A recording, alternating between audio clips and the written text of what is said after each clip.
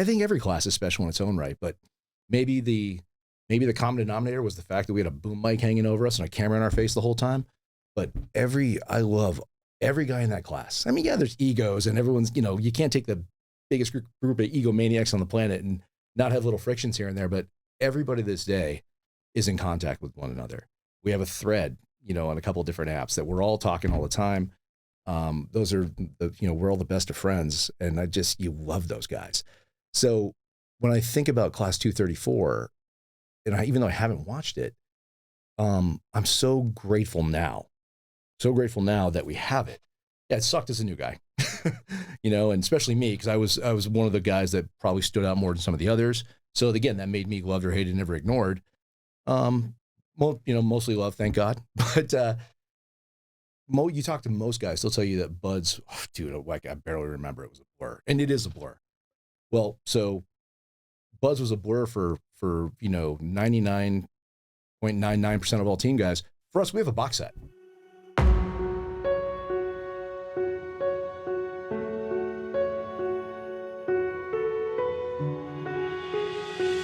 You ever feel like your body just isn't keeping up the way it used to? We all know that life doesn't slow down, and sometimes the grind shows up in ways that we might not expect. Lower energy, focus that's a little off, maybe even motivation that isn't quite there. Human Performance TRT knows what it's like to want to get that edge back, and they're here to help you do it without the runaround. A veteran and first responder-owned company, they're not just your typical telehealth service that just hands out prescriptions. Human Performance takes a full view of your health. First, you hop on a video call with one of their expert providers who goes through your goals, your blood work, and any specific needs you've got. From there, they create a personalized plan that goes beyond just hormones. If you need support with mental health, they've got it. If you're looking to get serious about weight management, they can coach you through it. The best part, they keep it flexible. No locked-in subscriptions. As you progress, they're checking in, making adjustments, and keeping your health plan up to date. Because what works today might look different down the line. Everything they do is sent right to your door, hassle-free, so you can stay focused on the things that matter. And here's another benefit. If you're already on a hormone replacement program or have recent blood work, Human Performance makes it easy to transition. If your lab results are less than 6 months old, you could submit those directly. No need for new blood work. They'll review your current levels and build a customized plan based on where you're at now, so you don't have to start from scratch. It's just another way that Human Performance puts you first, meeting you where you're at on your health journey. Human Performance TRT is built around your success. This isn't a one-and-done approach. It's ongoing with real guidance because your health deserves more than just a quick fix.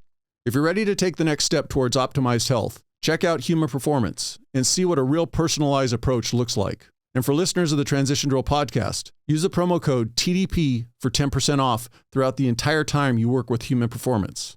So head over to hptrt.com and remember to use the promo code TDP, that's Tom David Paul, for 10% off your program. My guest this time spent 12 years in the Navy as a Navy SEAL. If you've seen the documentary Bud's Class 234, then you'll recognize him.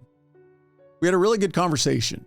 He tells the story of his journey into the military, becoming a Navy SEAL with a camera in his face damn near 24/7.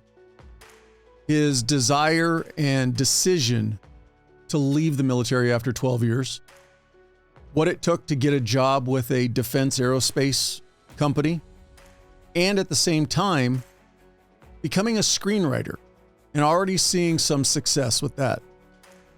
He talks about his future goals of being able to work with a fellow SEAL who's now a director, Jason Cabell, and hopefully getting a joint venture together with the two of them. Overall, this was a fun conversation, and I know you're going to enjoy it. So let's get into it. Here's episode 175 with Travis Lively. That's where I'm at right now, is I'm starting to rethink the next iteration. You need to go like a gentleman's gray or a navy blue on the walls. The curtains are fantastic. I like Sean Ryan's setup. I like that low light. Chairs Ryan, with no table. Chairs with no table. That's and you want to do some, but that's tricky. And I love Sean. Sean's good. Sean's good people. Love, I know Sean well. His success is unreal, isn't it? God bless him. I wish you the same kind of thing. Before we go any further though, I want to go back. What is a long time ago? When did you start this thing? 2021. Oh shit. Okay. What made you want to do it? Initially, kind of small-minded. I was just going to focus on law enforcement, first responders. but still kind of in that transition realm. What are you going to do after these careers? Started thinking about it, and it's like, well, wait a minute. There's a lot of us who never make it to retirement, injury, whatever. So I want to include those stories. I was working for an elected official, the DA. So one of the things I was told to do is make sure our in-house counsel says it's give you the blessing to start doing a podcast.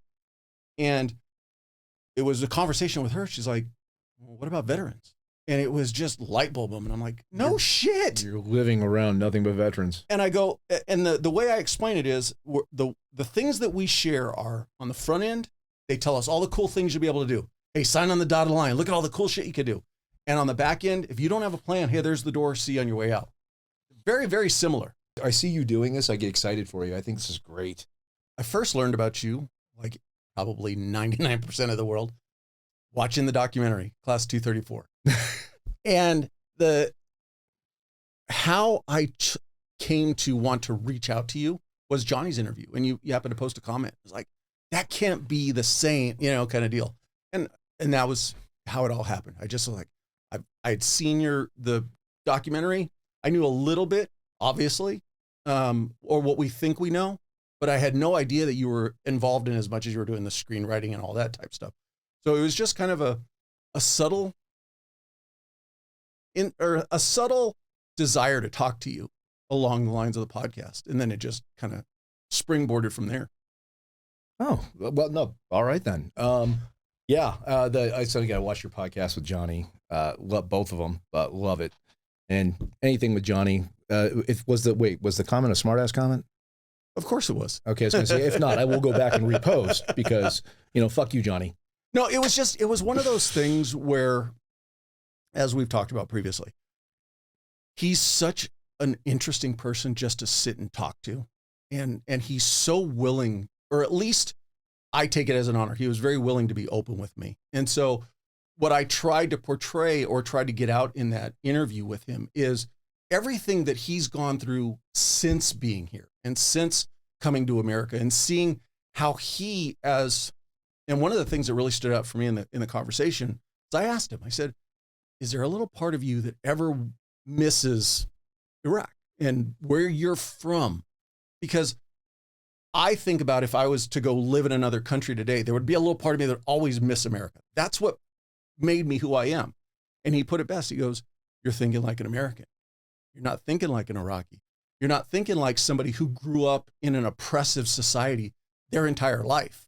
And then for him to tell me the stories of sneaking back in and getting there and going, yep, no, I'm done. This is not home anymore.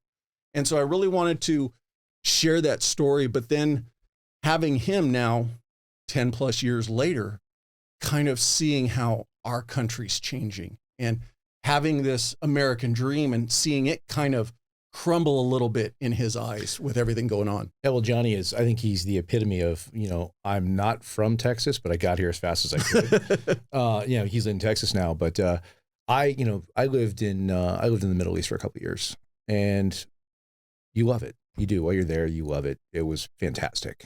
But I will tell you, probably about month 18, like, damn, I'm starting to miss evergreen trees. I'm starting to miss, there's obviously there's the geographics, the terrain, the weather, the things like that. But then further you go, I mean, and the people were amazing. You had a lot of expats in Bahrain. You had, British, everything, Australian, British, everyone, and Gulf Air. Gulf Air was, Gulf Air is an airline that's owned by the Bahraini royal family, and because the native women don't really work, they hire out. So, and the one thing about those countries is they're good or bad, indifferent. They very much discriminate in their hiring. Okay, so the women are like, they look a certain way, they fit into a certain uniform. It's kind of like the Dallas Cowgirls, and they move forward. So that was a lot of fun when you're a young guy. But if you go back to the 60s here in the United States, same thing. Stewardesses were hired with a very specific look. Of course. And I would say, so that's pretty much where they're at, and so that was a lot of fun. I mean, when I was living there, we had it set up where, I don't know how this happened, but I had a really nice flat that had its own pool and spiral staircase, double 2 floors, the whole thing. And I had a friend over at the British rugby club, and he had a hookup where every single class of these these girls that would come in, these women, the flight attendants, the students. As soon as they came to the door, they came to a party at my house.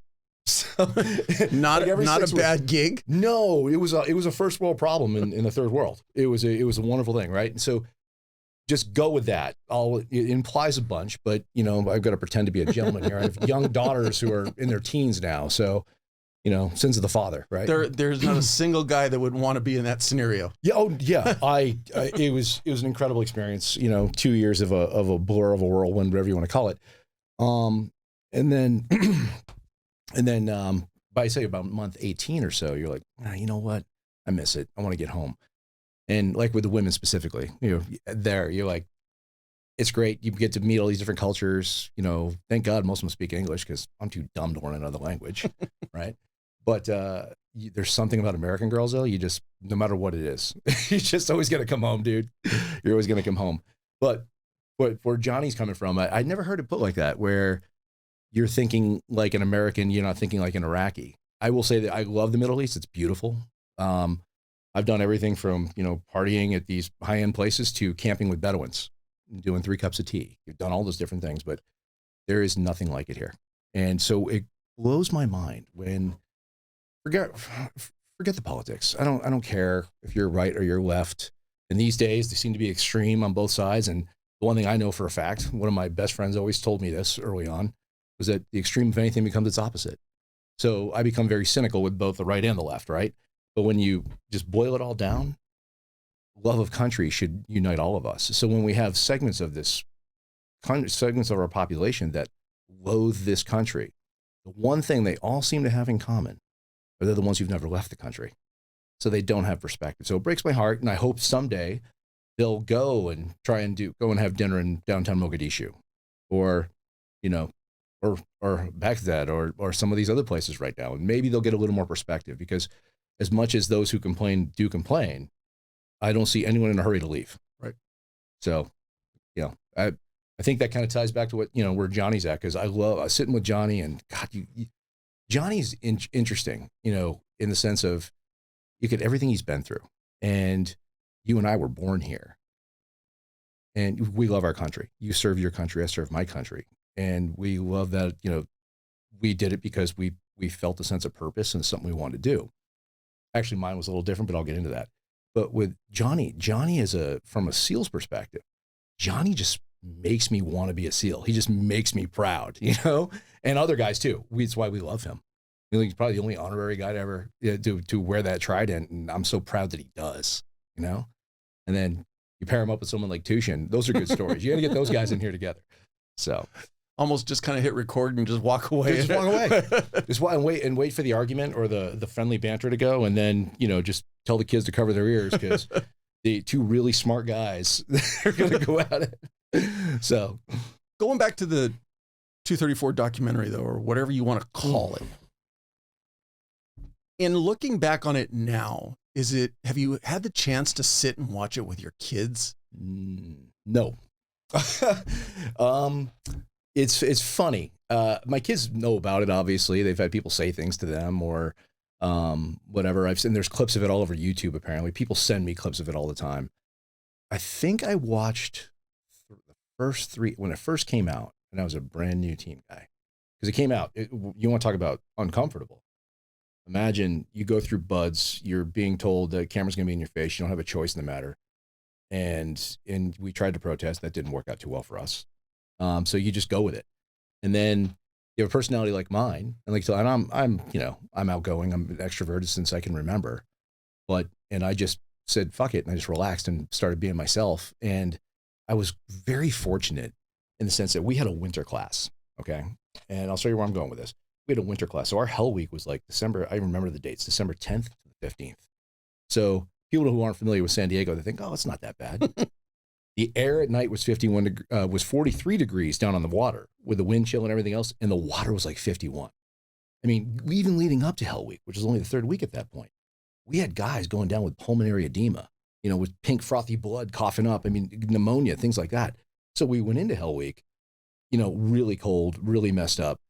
And I think we went in day 1, we started Indoc as 118 guys, and we were down to, by the time we got to Hell Week, which was the beginning of the 3rd week, we were down to 39. And then we come out of Hell Week with only 17, you know? And ultimately, that was a special class. And I think every class is special in its own right, but maybe the common denominator was the fact that we had a boom mic hanging over us and a camera in our face the whole time. But I love every guy in that class. I mean, yeah, there's egos and everyone's, you can't take the biggest group of egomaniacs on the planet and not have little frictions here and there, but everybody this day is in contact with one another. We have a thread, on a couple of different apps that we're all talking all the time. Those are we're all the best of friends, and you love those guys. So when I think about Class 234, and even though I haven't watched it, I'm so grateful now that we have it. Yeah, it sucked as a new guy, and especially me, because I was one of the guys that probably stood out more than some of the others. So again, that made me loved or hated, never ignored. Mostly love, thank God. But you talk to most guys, they'll tell you that Bud's, I barely remember, it was a blur, and it is a blur. Well, so Buzz was a blur for 99.99% of all team guys. For us, we have a box set.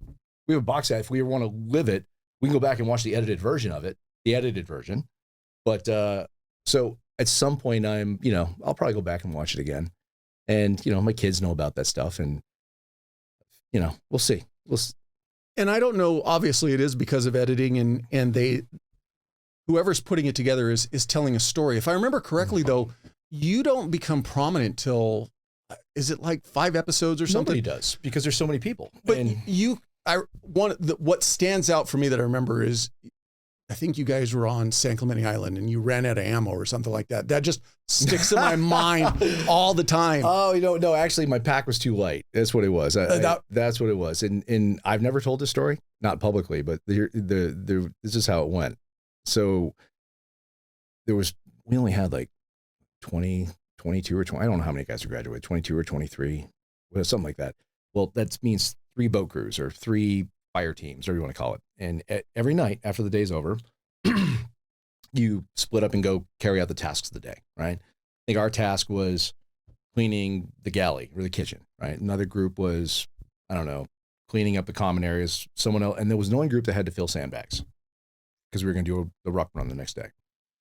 Well, the sandbags are like burlap bags, right? And they just fill them full of sand. And mine, so that when we were done with our tasks, we went later on, late that night, and we went and grabbed a sandbag. Now all the sandbags been weighed, and I know for a fact that we're all heavy enough. Mine had, and I found out much later, had a hole in it at one point. And I think you had to have 45 pounds in the bag or something like that. And I think mine weighed 52. That's more than enough. So I put it in my backpack. Anyway, we do the run next day, and I had sand leaking out. I'm like, but I'm like, all right, wait in, I'm good. So we get done. And again, our class always has fun. Even in the stressful times, we'd always have fun, and the instructors knew it, and they liked our class. But, and I was always clowning. So we had to weigh our backpacks after, and we weren't ready for that. They said, weigh your backpacks after this ruck run. No big deal. Everyone puts their ruck on, and there was 2 or 3 guys that had packs that were light, and I put mine on there. Well, it had to be 40 pounds or whatever it was, but I put mine on. Mine weighed 45 pounds exactly. It was like perfect, right? I was like, oh, thank God I made it. And I knew, I was like, oh shit, I lost some sand on this. Anyway, next thing you know, I'm thinking I'm in the clear. Next thing, I get pulled aside. Like, what the hell was that? You worked that hard to meet the minimum standard. I'm like, what? So even though my pack was actually heavy enough, they said I worked too hard to meet the minimum standard, so I'm going to get slammed with everybody else. I'm like, fuck it. So later on, and then of course we go to the range. I'm carrying this ruck of woe. It's like 70 something pounds. I got to carry around for like 3 or 4 days, and whatever, no big deal. Carry it around, and then we get up to the range one day, and everyone's pulling mags because everything's controlled when you're a student. You don't own the mags, right? Everyone's pulling mags. Well, I think we needed 9 for the evolution. There was only 7 left. So I was like, fuck it. I grabbed the 7 because I was the last one to get there because I had the heaviest pack. So I grabbed the 7 and, jam them up real fast. And then sure as shit, I ran short, and they're like, what the hell? And they knew there wasn't enough mags, but that was the game. And you just go with it. That's why I was like, just next evolution, just keep going, take your, pay your dues. And so it's funny though. So for years, I've had people come up to me, why did you try and get away with a light pack? Or why did you do this? Or I'm like, and it's funny because I remember with the whole rucksack thing, mine weighed just enough. And some of the guys that are backing me, as I was getting, chewed out, they're in back me, sorry. Because they were the ones that filled the bags that night. Right. So, but what are you going to do? You just take it on the chin and you just go. Well, and like you bring up a great point though. It's edited. And there's a lot of games that go on, I'm assuming during buds, that once you see it on camera, it's like, oh, okay, now I see the game. Like you said, it was my pack met the weight, but now they've got to find a different way to put a spin on it. So you put too much effort into just meeting the minimum. Well, it's funny. So we're in the last day on the island, and the last day is actually the celebratory day because next week you've got graduation. In the unlikely event that you get to graduate. And I finally said to one of the instructors, I'm like, why are you busting my balls so bad? And he was like, dude, you're smoking and joking in front of these cameras. What's supposed to be the toughest military training in the world. Anything you did, we were going to bust your balls. I'm like, you know what? Touche. Roger that. And I got it. And it just made sense, So I look back now, I'm glad it all went that way. Sometimes I think, should I have toned it down? But here's the problem. I don't know how. I'm just me. I don't apologize for it. That's it. Someone say, and there's been through the years, I've had people say, oh, you got a real, you were cocky, you had an attitude problem. I'm like, oh, bullshit. Every single class has different personalities, and every single class has one personality just like mine. They just happen to catch ours on camera. That's it. So, and like I say, it's amazing. I've got incredible relationships with all the guys in our class, and we're still thick as thieves. It's great to have those, body bag buddies, I like to call them. If you call someone, even like, Justin Legg, I'd love you to talk to him. You get a guy like Legg. I just call Legg, Lieutenant Commander Legg. I give him a call. I'm like, hey, bro, 3 a.m. I need you to meet me, at the Potomac. I need a rowboat and a portable wood chipper. He's like, okay, that's it. You just show up, you do it. We'll discuss it later. But it's great to have those unconditional friends. And, I look back now, I grew up in a town I'm from Massachusetts. But I come from the half of the state that doesn't have the accent. The Vermont, New Hampshire side. I think within 20 or 30 minutes of both borders, right? And then Connecticut was about an hour away. Of course, everything's an hour away in New England. But the town I grew up in was 1,300 people, give or take. A couple dozen, right? Now I think the population's all the way up to like 1,600. It's Irving, Massachusetts. And it was like in the middle of the woods, rural. There's a highway that splits the town or runs through the town. There's no gas station. There's no gas station. There's no stoplights, nothing. And it was the absolute best place to ever grow up. The town you grew up in, from your perspective, did you like, I guess where I'm going with this is, as a young boy, did you realize you were living in such a small town? And was there always this desire to go to the big city, whatever the big was, or did you like that small town environment? I love where I grew up. It was one of those things where the town, there wasn't much to do, but we all did it together. Multiple generations of families had been born there and stayed there. The most prominent feature in the town were probably the smokestacks from the paper mill. And a lot of folks worked at that paper mill, or they worked in surrounding towns and other types of mill. Or it was very blue collar, lower middle class. My father was a long haul truck driver. My mother ran a daycare out of the house, did some cleaning of houses, things like that. And then as we got older and were able to, we were in high school or playing sports or whatever, I think she went and found whatever job she could. Both my parents worked their asses off. We didn't have much. We did not have much, but we did. My brothers and I'm the oldest. I'm 51. So yeah, 49, 50, 51, 3 boys. We're all like Irish triplets because I was born in October. My brother was born in October. And then my youngest brother was born December 2nd. So we were all one right after another. But we didn't have much, but we never knew it. And that's where I think they did a great job of that. Our house is like 200 plus years old. It was drafty. You wake up in the morning to see your breath, in the wintertime, things like that. But I don't think we ever owned a new car. Again, it was just, and then the school I went to was a regional high school. It was. Did your mom and dad grow up there? My mother did not. My mother was probably 2 counties away. She grew up 2 counties away. My father grew up in the same county, but on the other side of it, different high school. So they had settled there in Irving, because I guess Irving has still to this day has great property tax breaks, or is just a cheaper place to live. And I think for my parents, it was well, actually, full disclosure, my father, he was my stepfather. He adopted me, but like I was born in that area. And my mother and my biological father, who I've never met, they had us 1, 2, and 3, and then he just up and disappeared. Then it was my mom by herself, working 7 days a week just to stay off welfare, hawking stuff to put heat in the house. I remember opening the oven and keeping the oven going to try and heat the downstairs, things like that. It was just, things were tight. And then I believe when I was 6 or so, she had a bartending job she was doing on the weekends, and she met my dad. And then so this guy starts coming around, and he was 10 years older than she was.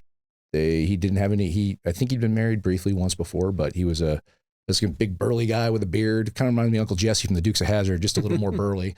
And just he was he didn't have any kids or anything like that. And they dated for probably a year, and then when he proposed to her, this is why I heard it, when he proposed to her, the same thing goes, but I want to adopt those 3 boys. So that was, and that's how I got to have this incredible father figure. We had nothing in common. This guy was modest and humble and quiet and all the things I'm not. Not what you would think for a long haul truck driver. Not at all. Not at all. And he was a non-union truck driver too. He had a mind of his own. He was very much a libertarian. I remember he was one of the guys that voted for Ross Perot. I was like, oh. So, but, just screwing up that whole election cycle. But that one vote. That one, exactly. But he was a non-union guy in Massachusetts. That says a lot, but he was very libertarian, very open-minded, very, there was no, when I say open-minded, he came from a very religious family, but very loving and welcoming of all people. There was no,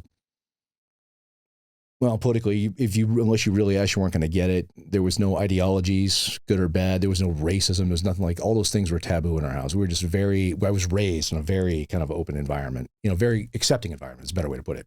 But kind of sounds like in 2024, a great house to live in. It was a great house to live in. And I say that kind of tongue in cheek, but I've read articles that says, or that they talk about how the numbers of people coming to organized religion is dropping. At the same time, the number of people, like you mentioned earlier, who have polarized themselves left or right seems to be increasing. It almost seems like politics is the new religion for a lot of people. Yeah, I can't stand it. And so when you hear about your dad, who was very much, man, I've just got to live my life and I got to take care of my family. And I really don't care about what you do. Take care of you. I'll take care of me. Yeah, and his attitude was, to the day he passed away, 3 or 4 years ago, but I loved his attitude and I've adopted it as my own. If two dudes want to go get married, awesome. I just don't want to pay for it. If you want to change your gender, okay, great. Just don't push it on me and don't make me pay for it. I fully support you to do what you want to do with your own resources. Right. Let me keep mine and take care of my family. Right. And that was it. And I think it's a great philosophy. I do. So politically, I don't get involved with that stuff at all, because I think either way, it's going to be a slippery slope, whichever way you go. Doesn't matter. They're all full of shit. So just take care of my own, and but like I say, back to growing up in that town, Irving, Massachusetts. Population I think was 1,300 something at the time. Now it's like 1,600 something at the time. I am so grateful I grew up there. I love to go back. Of course, when you can drive through, if you blink, you miss it. I remember there was a little country store. It wasn't a gas station, but it was a country store. And I remember when I was a kid seeing they would sell these T-shirts, and I said, "Where the hell is Irving?" That was like the slogan. This because it was that small.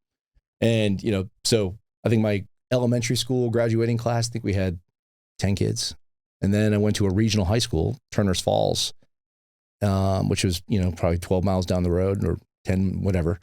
5 different towns went to that high school, and my graduating class was still only, I think, 83 or 86 people.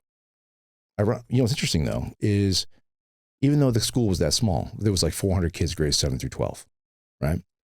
3 SEALs 3 years in a row came out of that high school. Yeah, so and it was landlocked, Western Massachusetts. There's something in the water there. Oh yeah, you had Shane Voudrin, who was he was a salutatorian of his class, and then he got an appointment to the Naval Academy, and he went. No one even knew what a SEAL was back then, and he went off to the Naval Academy. His brother Chad graduated in '91, so Shane was 90. Chad graduated in '91. He enlisted and he went, and then I graduated in '92, and I went off to college. But then after college, I went. I remember checking into Team 3 first day and walking in my big locker, and you're like, wow, all this stuff. And I walk all the way into my walk-in locker, and all I hear is click. I turn around, I'm locked in. And Chad's looking at me, he's like, what's up, fucker? I'm like, small world. Really small world. Tiny little town where we're all from. And literally I end up not only do I end up at the same team with this guy, my locker's next to his. A very small town that you grew up in, a very small community, tongue in cheek, to another very small community, and there's two of you there. Yeah, two of us in that building and another one across the street who's like in charge of stuff and running things. So it was a very small, and then then we run into each other in Africa, in the Horn of Africa. Same, it's like who would have thunk? Who would have thunk that these kids from this tiny little town, here we are. What was being pushed on you when you were growing up, and not in the sense of in a negative way, but were your mom and stepdad, or as you refer to him as your dad? My father. He's my father. Your father. Were they pushing for you to spread your wings, go experience life, go to college, or, hey, you're going to get a job at the paper mill? Dude, they were pushing for me just not to be a complete fuck up. I mean, let's be clear. I went through I think I had some, it's funny, you never really thought about these things until recently, but I think I remember my biological father. When I say I never met him, because I never met him, but I remember him. And I think I had some abandonment issues because the guy was a turd. Okay. He just up, no child support, nothing. Just one of those deadbeats you hear about, and just up and left. Would he just kind of roll in every now and then? And once he left, he was a musician. Got it. Okay. He's a musician, and he was accomplished, but he was, once him and my mother, that didn't work out with them, but you don't divorce the kids. Right. So me and my little brothers, 1, 2, and 3, when he just up and disappeared. And never heard from him again. And I was like, all right, fuck you. But at the time when you're younger, you don't process it that way. You think that, and all of a sudden, a couple of years later, you've had a few years, just you and your mom, and watching her struggle, do everything she can and she busted her ass. She really took care of it. She did the best she could. Right. And also raising boys. Right. So you got a woman in her mid 20s, because she had me when she was 23. So by the time she's 26, by the time she's 26, she has 3 little boys on her own, and with no support. So her family probably lived an hour away, 2 hours away, over in like Rhode Island and that part of the Massachusetts. So it was really just us. And all of a sudden, this other guy rolls in the picture and slowly starts laying a foundation and starts exerting himself. And I think I probably pushed back on that initially, like, who the hell are you? And I was, what's the word I'm looking for? I was definitely resistant to a male figure, so to speak, because no one had ever been there. So I think early on, when I didn't have a father, and I see these kids and Cub Scouts and all the stuff, and they did, I didn't have role models, didn't have any of that stuff. So I would watch TV. I remember watching TV, and I'd see, the first time I ever saw it was like, I saw football players for the first time. And it was when this guy who was dating my mom was watching the Patriots. And if you know anything about the Patriots in the early 80s, you're yelling at the TV a lot. They were terrible, right?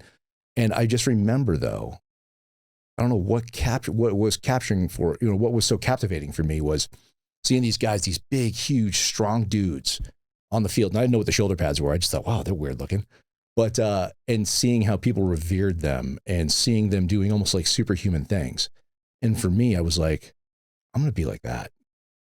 I want to be so big and strong. I want to be like I don't have any role models. I'm going to be my own, so to speak. Not knowing having no idea what I was thinking or what I even meant. And I just started going in my own direction. And with that, though, I'm like every other kid. I want the cart before the horse. And I think I had what's the word? I was definitely a behavior problem. I would get into fights, elementary school, some in high school, but I don't know. It was one of those things. I think about it. I'm thinking about it now as I'm talking to you. I guess I'm still sorting it out, where I knew I wasn't like anybody else, but at the same time, I wasn't putting in the work to earn whatever it is I thought I wanted. So my parents were, and I did terrible in school. And it's funny how that ended up though, but did terrible in school. My parents were like, we just want to get you anywhere, and it's not in jail. You know, I was doing shit that if I got caught, you would have had me in cuffs. I mean, because back then you could get away with a lot more than you can now. Right. Thank God there was no phone cameras back then.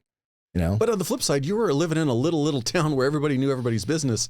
Oh, they all know if you did something. Well, it was so bad where I was getting away with stuff and the cops weren't catching us. But my mother finally just went to the police chief.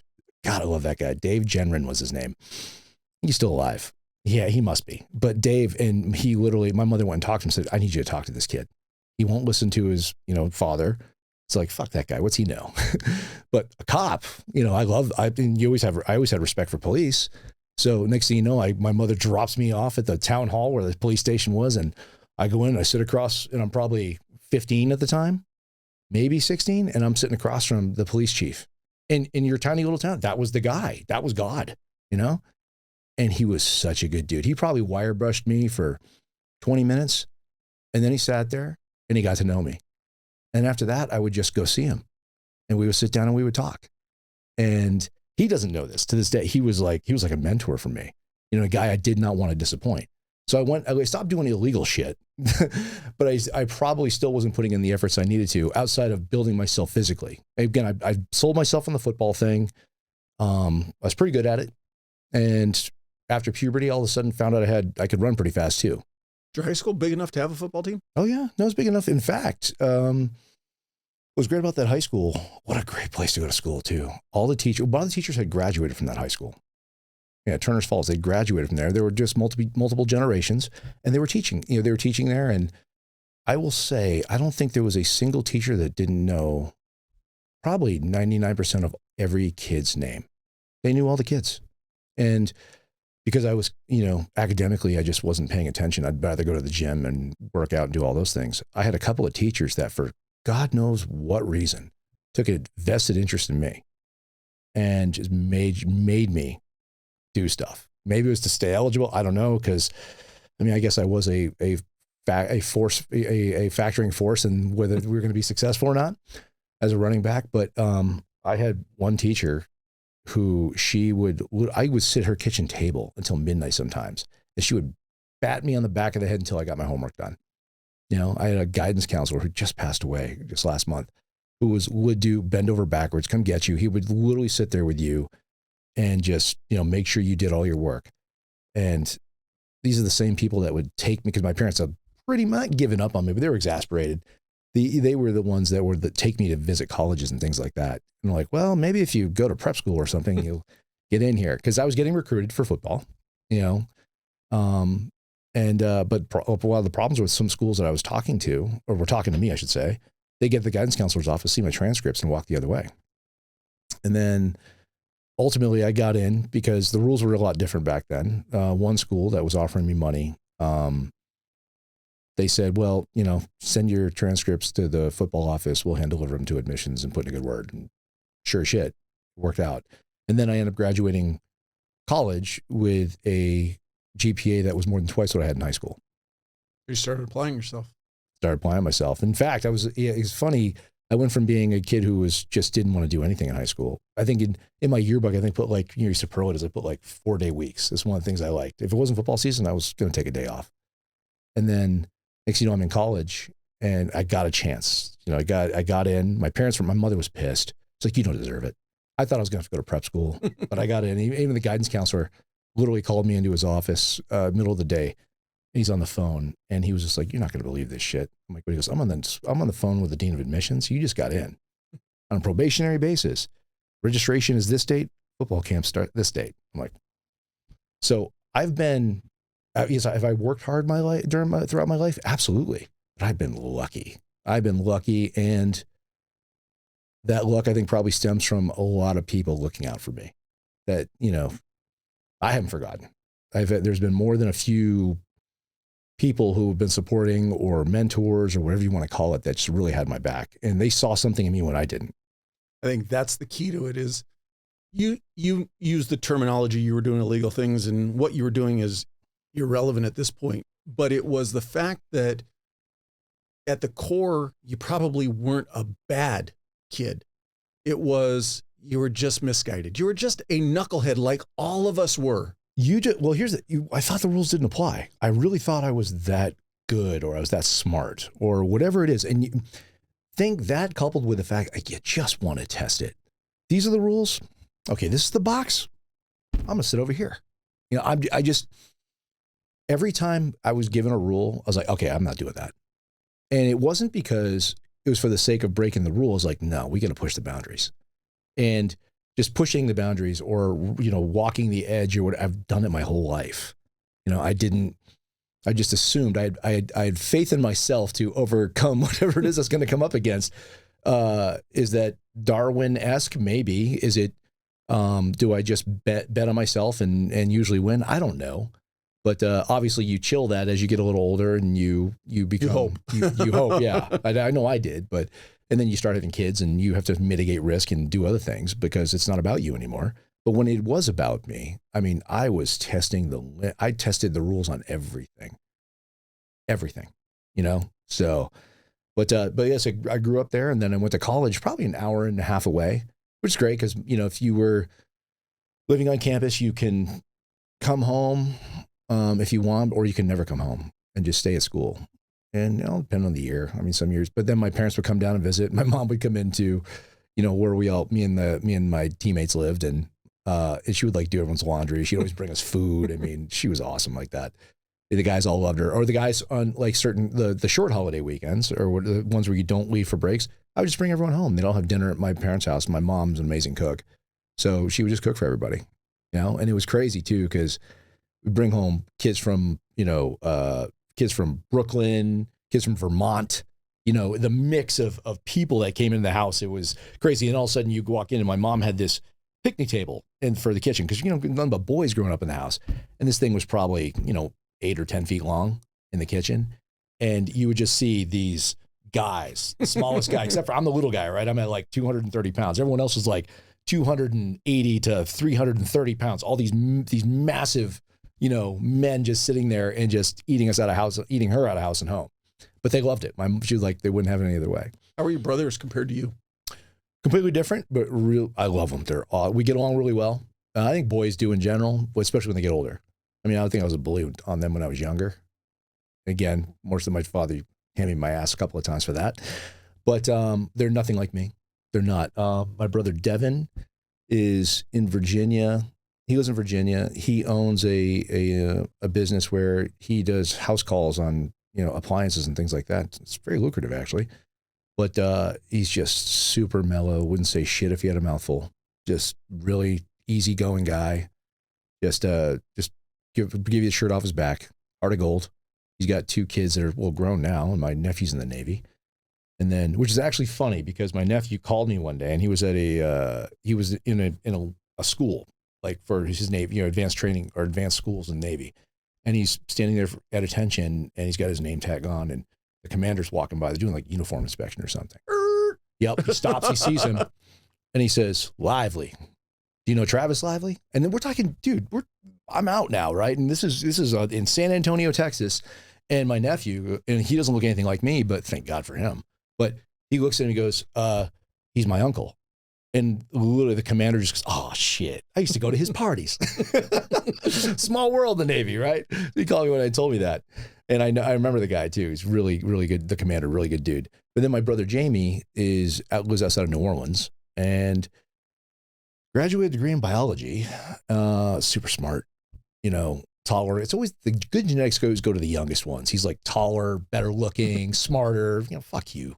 All those things. But he graduated degree in biology. Then Katrina happened. And then him and his best friend from back home got into some furniture thing. I don't know. But he's done pretty well. And he's never been married, no kids, you know, and none that he's claiming anyway. And he's still down there. But we don't talk anywhere near as often as we should. But every time we do, it's like, "Hey, what's up, man?" You know, everyone's, you know, checking on mom, things like that. But it's just dudes. We're just dudes hang out. And almost every year, we will all get, my brothers and I, plus all of our friends from back home, because really no one's back there anymore. We were that group of guys that everyone's going to leave. We pick a city and we go to a Patriots game, do an Airbnb, and we party like River Phoenix on a speedball for a weekend, and then limp back home to our life, and then we do it again the next year.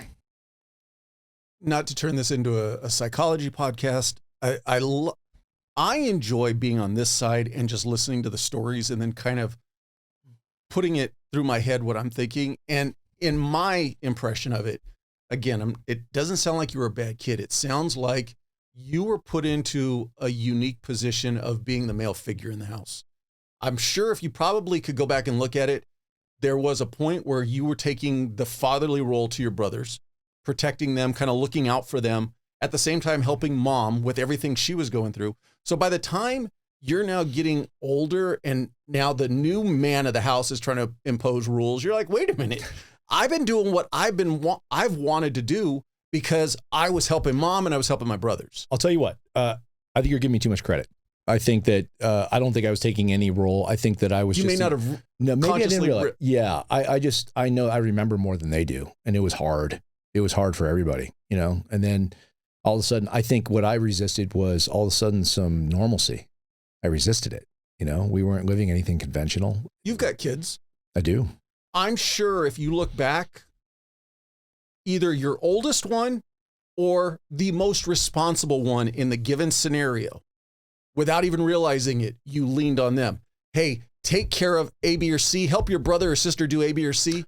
And it puts them in a role of, wait a minute, I'm in charge. And then if you sit there and watch that dynamic build out, there's times where you got to rein them back in. It's like, hey, I asked you to help me in this one event. I didn't put you in charge. You're not a parent. You're not a parent. Exactly. And as you're talking, my middle child, my daughter, you know, she's 15 and she's really the best, you know, some of her greatest attributes. She is me, but a girl and far more attractive. But that's also a detriment, you know. She's really, really good at taking care of her younger siblings. Really good. But then you got to rein it back like, okay, no, you're not here for discipline. You're here but you're really good at looking after them. Very almost motherly, you know, just very loving and things like that. She's definitely the one, you know, but to your point. And there probably was aspects of that. It was a little bit different because we were so close in age. I mean, might as well have been triplets, dude. I mean, right. It was insane. But I think that there's probably some element to that if I'm being completely honest with myself, right? But at the same time, I just think I remember way more than they do. My brothers do. My youngest brother, Jamie, doesn't remember anything. The only thing he remembers, and good on him, is life with our father. And I'm envious of that. Mm-hmm. I am completely envious of that. And I think that's why, like I started to tell you, when I was always searching for role models, even though I didn't realize I was doing it at the time, I told him, I'm just going to become one. I'm going to become something I never, at that point, I think it was early, it was imprinted on me very early. I cannot ever be average. I will not stand for being average in any aspect. I'm different. I don't know why I'm different, but and doesn't mean I'm better. I'm just different. I'm not better than anyone. I'm just different. I don't want what this guy wants or this guy wants. And the town I grew up in, the town I went to high school in, they were amazing places, amazing people. I love everyone back there, but it's not for me. It's just not for me. I mean, you want to go to college, you want to be an engineer, and then you settle into your job and you know, you're putting in charge numbers and you're doing your thing. Awesome. Good for you. I'm happy for you. If you're happy, I'm happy for you. If you work at the mill and you are, I don't know if you're a foreman now, all the guys our age, right? And you love your job and your whole world is your wife, your kids, your boat in the springtime, in the summertime, and you know, your snowmobiles in the wintertime. I'm happy for you. I just don't want it. It's not me. I don't want that. The world needs both, though. It does need both. And I'm so grateful that they are that way, because I'd love to go back and visit those people and get some normalcy, you know, and people that will just, they want to get a job where they know exactly what their schedule is going to be every day. And God, I envy that. I envy that wanting or needing that kind of structure, because I'm exactly the opposite. I don't want the structure. I want the freedom. I want the ability to go and create, or, you know, not produce, but create and then produce, right? But in that order. But ever since I was little, I knew, no, I can't stay here. I love it here. It's fun to visit. I love everyone here. Everyone here has made an impact on me. And there's so many so many of my greatest role models or influences were people from that walk of life. But while the things I admire about them, the things that they were instrumental in teaching me also taught me that's what I don't want. You know, it's like my teachers, you know, our class advisor, she was Elizabeth Lazinski. Her daughter was one of my best friends in the class. We're still close to this day. She's amazing, right? But she went to high school. She grew up in that town, went to high school in that town, has a house in that town, and she was happy with that. And I envy that, you know. And she's one of the most amazing people I've ever met in my life, and that was her life, and she's very happy with it. She taught at that high school, retired out of that, and that's the legacy. For me, I was like, no, man, I wish I could do that. And I tried to. I started going down that road. I graduated college, and I went and taught high school at not my high school, but the rival one. The one where we'd play every year in football, Greenfield High School. Yeah, I went and taught there. I taught summer school. Dude, I was right out of college. I got a job teaching gym. It was a summer school. It was a summer school thing. And I was going to teach gym to this special ed program for kids all ranges and ages. Like, oh, this will be fun. Easy day. Yeah, no. Imagine trying to do an organized sport with a bunch of kids whose meds hadn't kicked in yet, or they had various learning disabilities or things like that. And I was like, and I'm 22 at the time, like, oh my God, I'm not ready for this. So after a couple of days of trial and error in this summer program, I was like, you know what? What do they all know how to do? They all know how to run. They can all run fast. So what I did was, and everyone likes competition. These are like probably the fourth graders. And they're just getting their meds. They're going to come to me before they're going to go to the rest of their day. So one day, I don't know what came over to me. I was like, hey, who's the fastest person in this class? And they're like, me. I'm like, you know what? Let's have a race. So what I did, it was indoors. I set up 4 cones on the corners of the gym. I lined them all up. And I'm like, go. And they all just start, it's a gaggle. You know, they're all just going around. And whatever. And then I let it go for about, what little kids can handle. I let it go for about 5 minutes. I'm like, blow the whistle. I'm like, oh, it was a tie. Let's do it again. And they're like, okay. And they all get in there and they start going again. And by the time, and the class was like 35 minutes. By the time their teachers show up, all their meds are kicked spent. And she's like, thank you. So that was my first experience trying to teach, right? So then I got one of the teachers who was a actual real teacher. He's like, hey, you'd be great in our alternative education program. Over at Greenfield. I'm like, okay. And he hired me. And I go into this, and this alternative program in Greenfield, Massachusetts, it was kids that were not quite bad enough to be locked up, but were too disruptive for the mainstream. So you? Yes. When I was like, dude, I was like, oh, my people, my kid, this is my flock here. So these kids, I mean, everything from cornrows to tattoos and everything else in between. And there's probably like, I don't know, 16 kids, all boys. Always, of course, it's all boys in this class. And you get the mainstream students, and then there's these guys. It's like, we're a little bit young, but welcome back Cotter. It's like a welcome back Cotter, that class. And so basically, there would have been other people who applied for the job. And of course they gave it to the principal. She met me. As soon as I walk in, I was a little bigger than I am now. And I walk, she's like, you're perfect. And this principal, she's like very progressive Rachel Maddow looking. Okay. And I was like, okay, I'm perfect. But what I didn't realize at the time, when you read the fine print, there's restraining involved, potentially, if these students get out of hand. So I understood when everyone else applied was a female, I guess it made sense.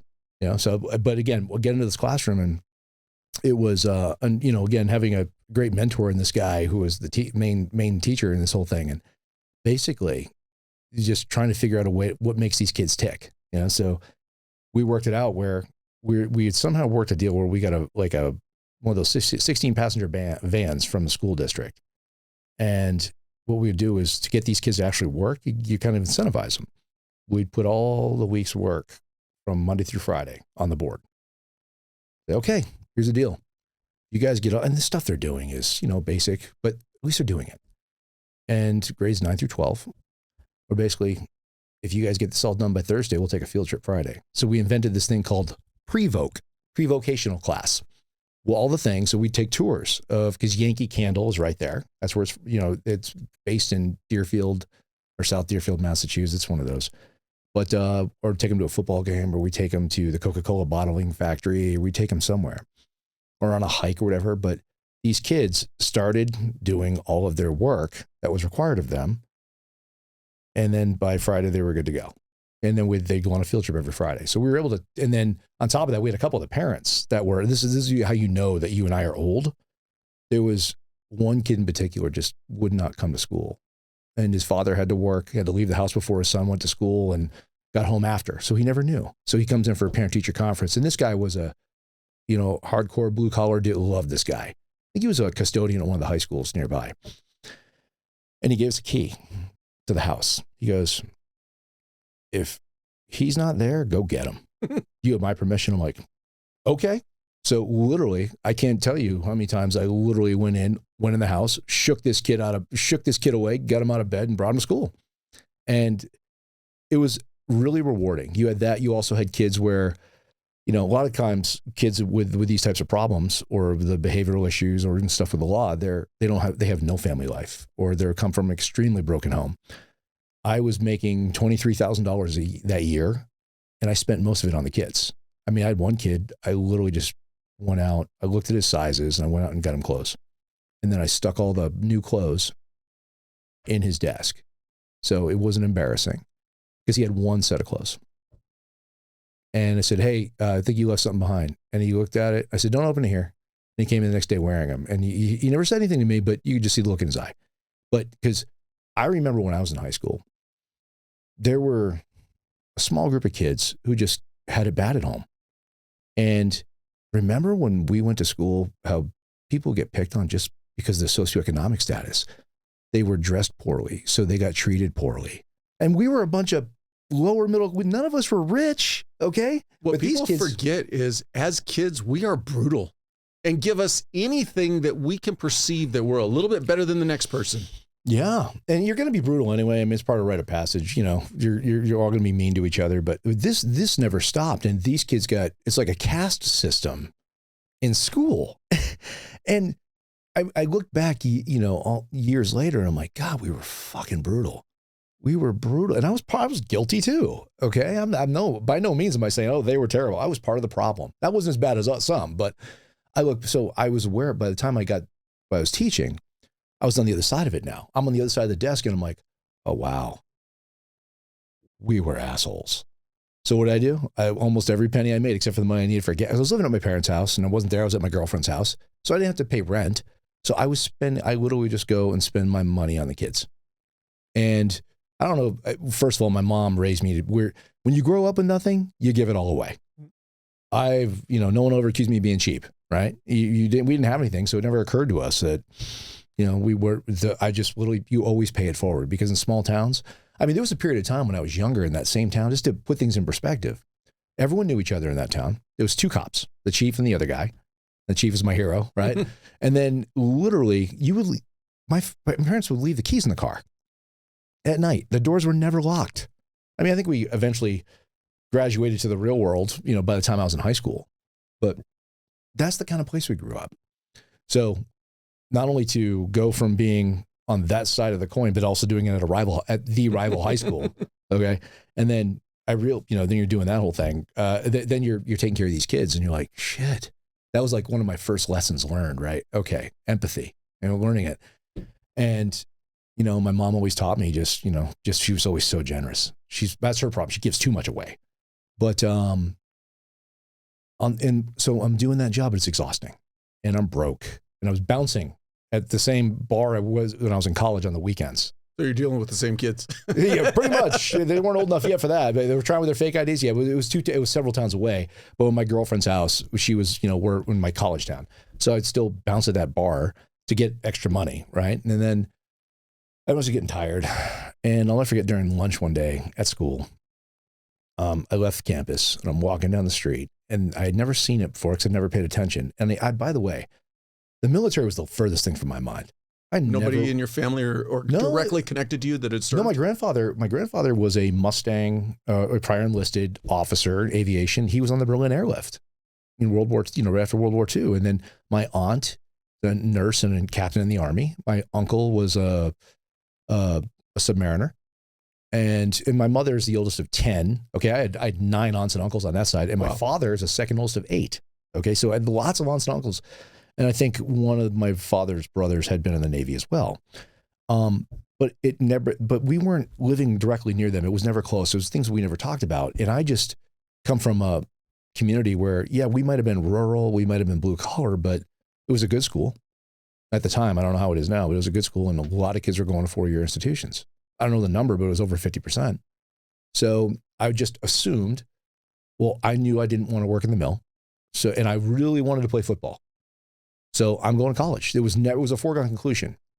So, do you have aspirations in the NFL, or? Of course I did. Oh my God, yeah, I'm going to be that great white hope.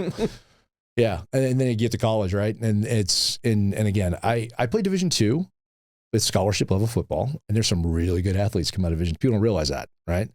And there was a guy who had just been drafted out of my college the year before to the Green Bay Packers, and I got there.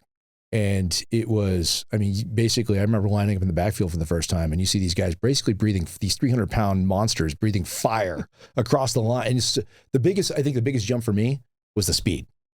Holy shit. I mean, we had a bunch of corn-fed dudes in high school. Our offensive line probably averaged 240, 250, which was big. Okay. And we were good in high school. But now they're big and fast. They're bigger and fast. Okay. And we had a lot of guys that probably should have been Division I athletes, but one thing or another kept them out. And a lot of guys were prospects, and there would be NFL scouts scouting one or two of the players every year. That was that good. But I don't think I crossed the line of scrimmage for about 2 weeks. It was a blur. And mentally just trying to get, and then eventually you catch on and you start, picking up yours. That was, so of course I had aspirations for the NFL, but then you realize, I'm a good high school. I'm a good college football player, but I'm not. There's that X factor that people don't understand with the pros. It's just something else. No matter how hard I work, no matter what I do, I had good 40-yard dash time, especially for a white kid. Okay, and I was 220, 230 pounds. Gym was, always super strong in the gym. Some of the strongest numbers in the gym, but that stuff doesn't matter. It's ultimately, the few players we did have that did go to that level, even just for a little while, when you're on the field with them, you just see, they're just different. I was running a legitimate 4.6, right? Which by any man, I'm 5'8", 220, 230, that's fast. Well, we had guys that were running, one guy, he ran at a combine, he ran a 4.39, right? And people don't realize the difference between a 4.39, a 4.4 and a 4.6, that's worlds apart. 4.6 in high school, you're all by yourself on the field. You're the fastest thing out there, but when you get around a bunch of 4.4s, yeah, dude, you better pick the angles. Yeah. But I really had a real appreciation for football. I had an appreciation for those guys, and the teammates were awesome. And it was the first time I'd ever been, because I come from a small, rural, white town. All of a sudden, I'm on a football team that's 75% black. So it's my first time, living in a dorm, and then living around a lot of guys that were from like all over New York, New Jersey, up in some guys as far as Miami. But the one thing you learn, they're all great guys, man. Super good dudes. Everyone's just grateful to be there.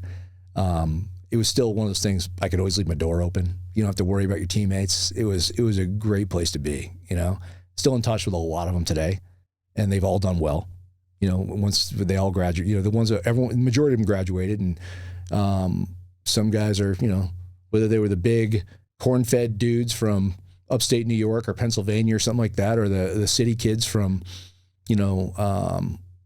wherever, it's whether it was Brooklyn, whether it was the Bronx, wherever, that everyone's done well in their own right. One of our defensive backs, his son was a year or two, got into West Point. Oh, wow. Yeah. That's the kind of, so it's always great. But the one thing I think that I learned more than anything about myself with the whole process of playing football in college was, I don't know if I really liked football that much.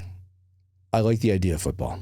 I liked the respect or the presence it gave you, and being a big, strong, physical dude. And I've always been a big, strong, physical dude, but because of football, that's how I got there first, right? The way people would look at you or revere you, I think I got more caught up with that. And it scared me because that was kind of superficial. But then I realized later on out, that was at first. And then I realized, wait a minute, no. What I love here, yes, the respect and being part of the team is cool. But what you really dig is being a part of something bigger than yourself. And what occurred to me was that since I was a kid, whether it was your little group of friends all riding your bikes around, right? Or your high school football or whatever it was going to be, I had always been a part of a team. I was never the standout guy. Yeah, I might be the outspoken one. We've all seen that, right? But I was that personality, but I was always had a good group. Mostly guys, sometimes girls, but I was always part of something that was bigger than myself. And never the loner. No, God, no. No, in fact, I thrive on bonding. I thrive on brotherhood, sisterhood, whatever you want to call it. I love being part of a team. I never was able to pinpoint that until, like I say, when I was teaching and getting further on in the year, and I was lunch break one day, and I'm walking down the street, and I saw that dingy little strip mall with the recruiting office. And I'm like, I love what I was doing. I love the kids, but I was broke. And I'm like, restless. I'm like, you mean to tell, I went from being in a locker room playing with these fucking awesome guys, incredible athletes last year. And I'm now teaching and probably be coaching football in a year or two if I really want to. Is this it? I'm 22, 23.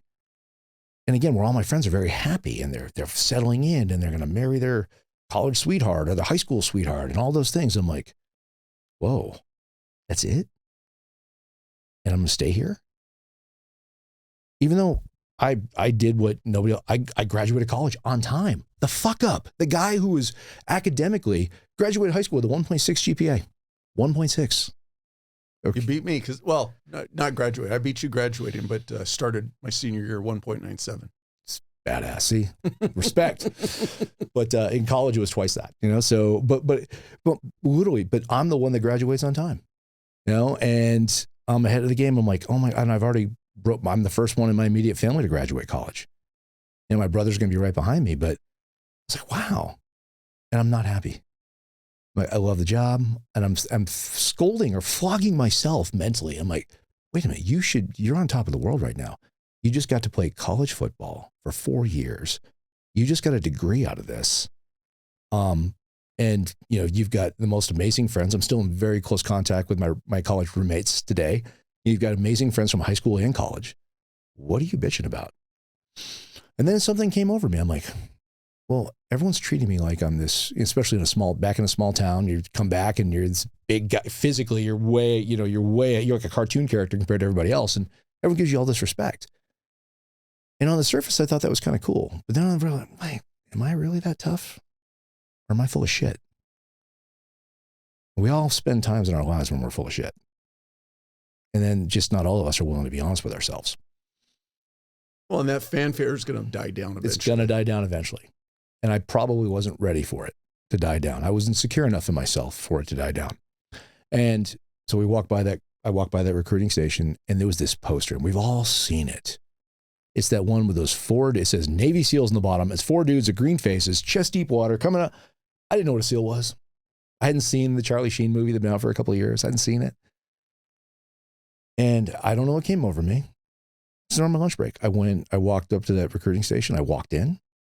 And of course, kind of these slightly rounded Navy recruiter types stand up, and none of them are SEALs, obviously. I go, and they go, hey, can we help you? And I don't look like your typical kid coming off I'm dressed as a teacher that day. And I go, hey, tell me about that. The guy looks at the SEALs? Oh, you look like a SEAL. And I'm so insecure. I'm like, yes, I do. I don't know what the fuck that means. But he goes, well, do you have time before we do anything here? You have time to take a practice test? So because they always do that. They bring you in. So I aced it. I got everything right. I'm teaching. I got every bubble was filled. They're like, holy shit. Now they're looking at me like this guy who's like, you could bench press 400 pounds and he just aced our test. And and they're like licking their chops. And they go, what do you do? So I'm a high school teacher. And they're like, oh, so you have a degree. I'm like, I do.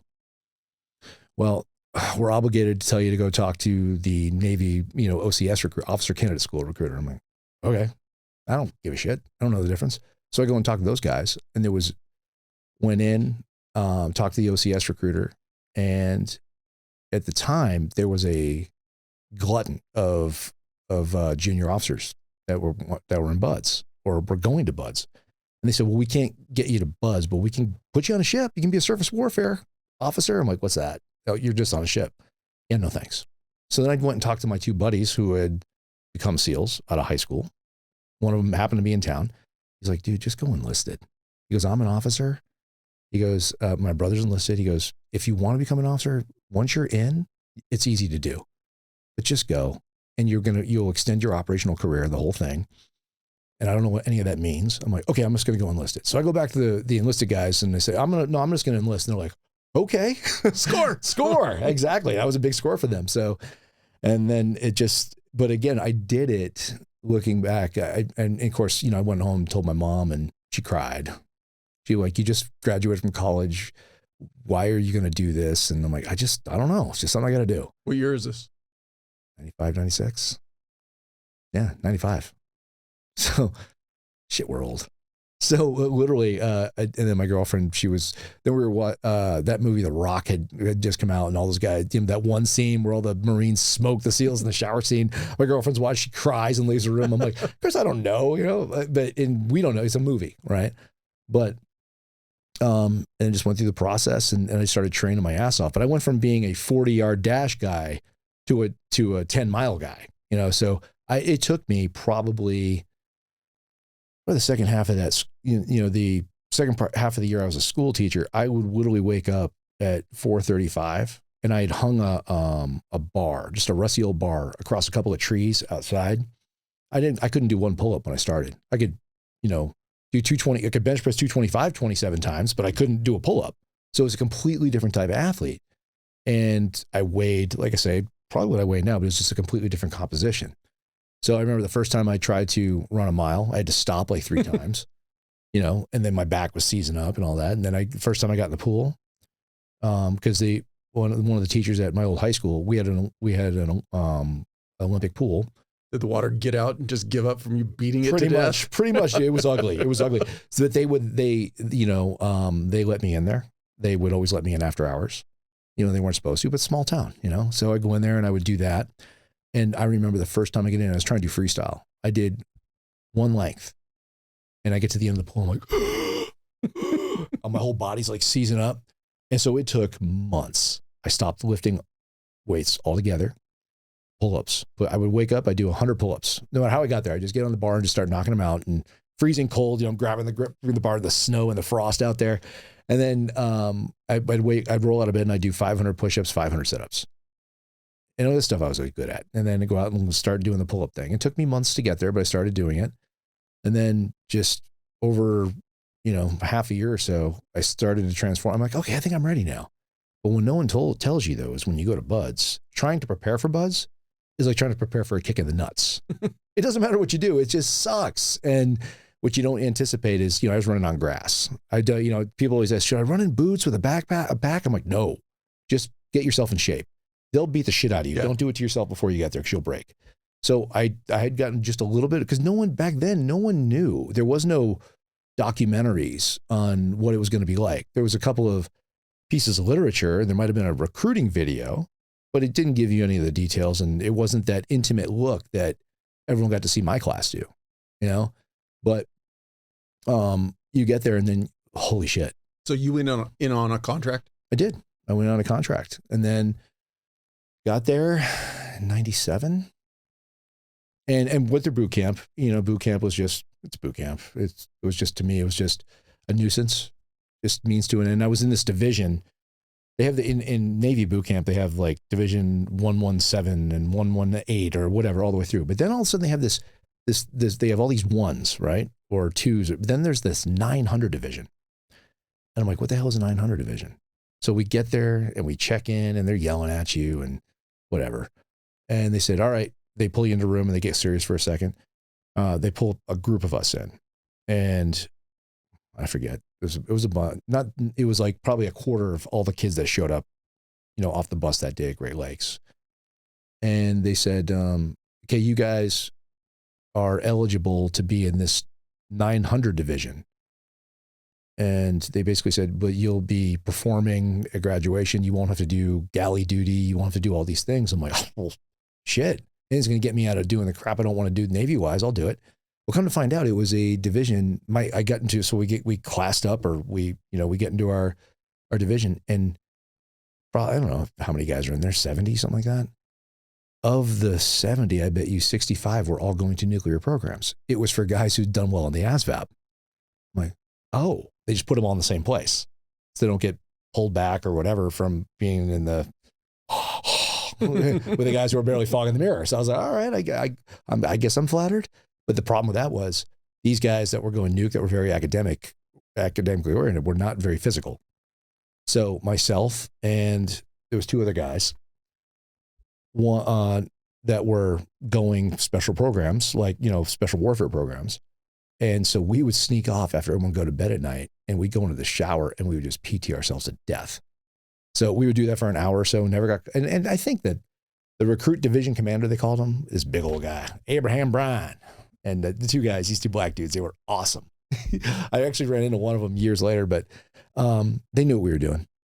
They respected it. They were super cool to us. And they knew that we were there to try to become SEALs. They knew we weren't trying to join the fleet and stuff. And they knew that the 3 of us were all college educated. We were doing, and they still made us pay our dues, but they gave us the flexibility to try to pursue things because there was no program to get ready for buds. In fact, when you train, then you go to boot camp, you get out of shape. Well, isn't now, if you go in on a contract, part of boot camp is segregated, dedicated training? Absolutely. And thank God they did that, because you were losing so many people, probably really qualified candidates, to injury or whatever reason. But I don't know how it's done now, but when we were there, you were just in a Navy division, and then you waited to go to buds, and then you checked into buds, and you either made it, you sink or swim. So whatever they're doing now to mitigate some of that attrition, I think it's fantastic. I mean, as long as they're not gaming it too much. I mean, I still think there needs to be that element of drinking from the fire hose. Right. But no, so for us, it was drinking from the fire hose. And so that was, but those, our 2 recruit division commanders were badass. They were like, I see you, Lively. I know what you're doing. But we did everything that was asked of us. And I think they kind of dug, even though they were surface guys, they kind of dug it. Where a lot of guys that I talked to who've been at boot camp, a lot of the Navy folk that would come to do that recruit division commander duty, they scoffed because, what's the washout rate, right? The attrition rate for buds is, I mean, they advertise 75%, but we know better. Well, what's crazy is you even talk about how when you went through, there wasn't even any extra training. But even with all the extra they're doing today, it's not like the numbers are the same. The numbers aren't going through the roof. Numbers are the same. I mean, I've said this for years, and I'd love to attribute to someone in case I stole it from them. I don't remember. Okay. But you give me, I don't know how many guys go to Marine Corps boot camp. And dude, I fucking love the Marines. They're my favorite branch of the military, outside of being a team guy. Okay. Marines are badass. So many of my good friends are Marines. But you give me 500 kids, send them to MCRD there in San Diego or Paris Island. You give me 500 kids after 16 or 17 weeks, I'm going to give you 450 Marines. I'll wash out 10% of them. In some respects, I can make a Marine. I can't make a SEAL. I can only find them, right? So you find them, I believe personally, you're kind of hardwired for this bullshit one way or another when you're born. You're born and you're raised a certain way. And I mean, they've tried to do studies on where they all come from. A lot of kids raised by single moms. And maybe for my formative years, that could have been where part of that came from. But the one thing, Derek Van Orden, if you know who he is, he's a congressman in Wisconsin, retired senior chief SEAL. Do you ever see Act of Valor? Mm-hmm. He was the senior chief that did the interrogation scene. Derek says something to me one time. That was also a documentary, right? Basically, right? So, but we sure as shit can't call that acting. But God bless those guys, and they're all good dudes. All those guys are in that were the SEALs that are doing that are fantastic dudes, right? But Derek said to me, we were doing a leadership retreat. They invited us to go out there and beat up some multimillionaire CEOs, and sure, why not? And one of the guys said, so how do you describe a SEAL platoon? And I did not answer that. Derek Van Orden just popped. He goes, show me 16 to 20 guys who look nothing alike, but walk exactly the same, no matter where they're from. Where Derek he quit high school. He was raised on WIC and government cheese and all that stuff. Quit high school, joined the Navy, was on a ship. It's like, fuck this business. Ends up going to buds. Derek quits high school, joins the Navy, retires, as a senior chief with a master's degree. So it's the wiring. It's, yes, opportunity's got to present itself too, but there's a certain type of individual. There's 3 of us in my high school. People looked at us like we had dicks through our forehead. That's fine. But no matter what generation seal they are, and I've met them all, all different generations, and the guys are just coming up now. You just you look at each other. It's kind of like you can spot them too. It's a spidey sense. You just know. You could be out of uniform, another part of the country. You could have been out for a while. I was in New Orleans. It wasn't Mardi Gras, but it was one of those wild weekends where the Cat's Meow. It's got the corner-fed bar. I was with my brother and a bunch of team guys we were on a trip or something. But I'm at one corner of this bar, and then all the way on the other side of the bar is another dude. We both belly up at the same time. We're trying to get the bartender's attention. He looks at me, I look at him, and I mean, I'm easy. Everyone knows who I am, but I look at him. I'm like, I nod at him. He nods back at me, and I literally go, I point at him like questioning, and he holds it up, and he goes, 4, and I literally go 3. We didn't say anything, and he came up. He's like, "What's up, man?" And we start talking. We didn't know each other, but then he was with a couple other team guys across a crowded bar, smoky, the whole thing, and we just came up and we went out and partied all night. It was awesome. But you just find each other, whether it's after you have a trident or in the process of getting there. I can't explain it. I don't understand it. Because some of my best friends on the teams were polar opposite personalities. It's my mentors, polar opposite personalities, but we're all exactly the same. And I will tell you, when you get out too, that's the amazing part. You find everyone kind of wanders off at first for a minute. They all disappear, or they jump back into the system. They play into their strengths, right? When there's nothing wrong with that. But then eventually, we all kind of find each other again in the afterlife, and you appreciate it that much more because now you've been out, and being a civilian, yeah, it's got its perks, but the quality of individual that you're going to be around. For example, when I went to work in the defense industry, and we'll get to that, but the one thing I can tell you jumping ahead is that sometimes you can look around the room and say, oh, this son of a bitch should not be here. He's here because this person knew somebody, or this person's here for whatever reason. The one good thing about being a team guy, I think it might be the only environment out there, and I'm sure it was like that for you in law enforcement. The great thing about being a team guy, you look around them, everyone belongs there. There's something really amazing about and you don't realize it when you're doing it, but when you get out and you look back and you realize people are driven by their reputation. They're not driven by money. They're not driven by promotions. And none of that. They're driven by they want to be the guy. They don't want to be that guy. They want to be the guy. Right? And that you realize when you get out that people don't know what that is. It's a foreign concept to the average person who never strives to be good. They just strive, for the majority of them, just want to be good enough. So when all of a sudden you get out and you get exposed to that, and a lot of guys struggle, and I was an HR nightmare for a while, telling people exactly what their problem was. But once you get past that and you learn to adapt, all of a sudden you get around team guys again, that are all out and they're all doing their thing, and you all share stories. It's, wow, God, I love you fuckers. You get it all back and you're like, okay. And then you hang on to that and you realize this is why I came to the teams in the first place. It wasn't to kill people. I mean, some people probably show up for that, but it's just to be a part of something special.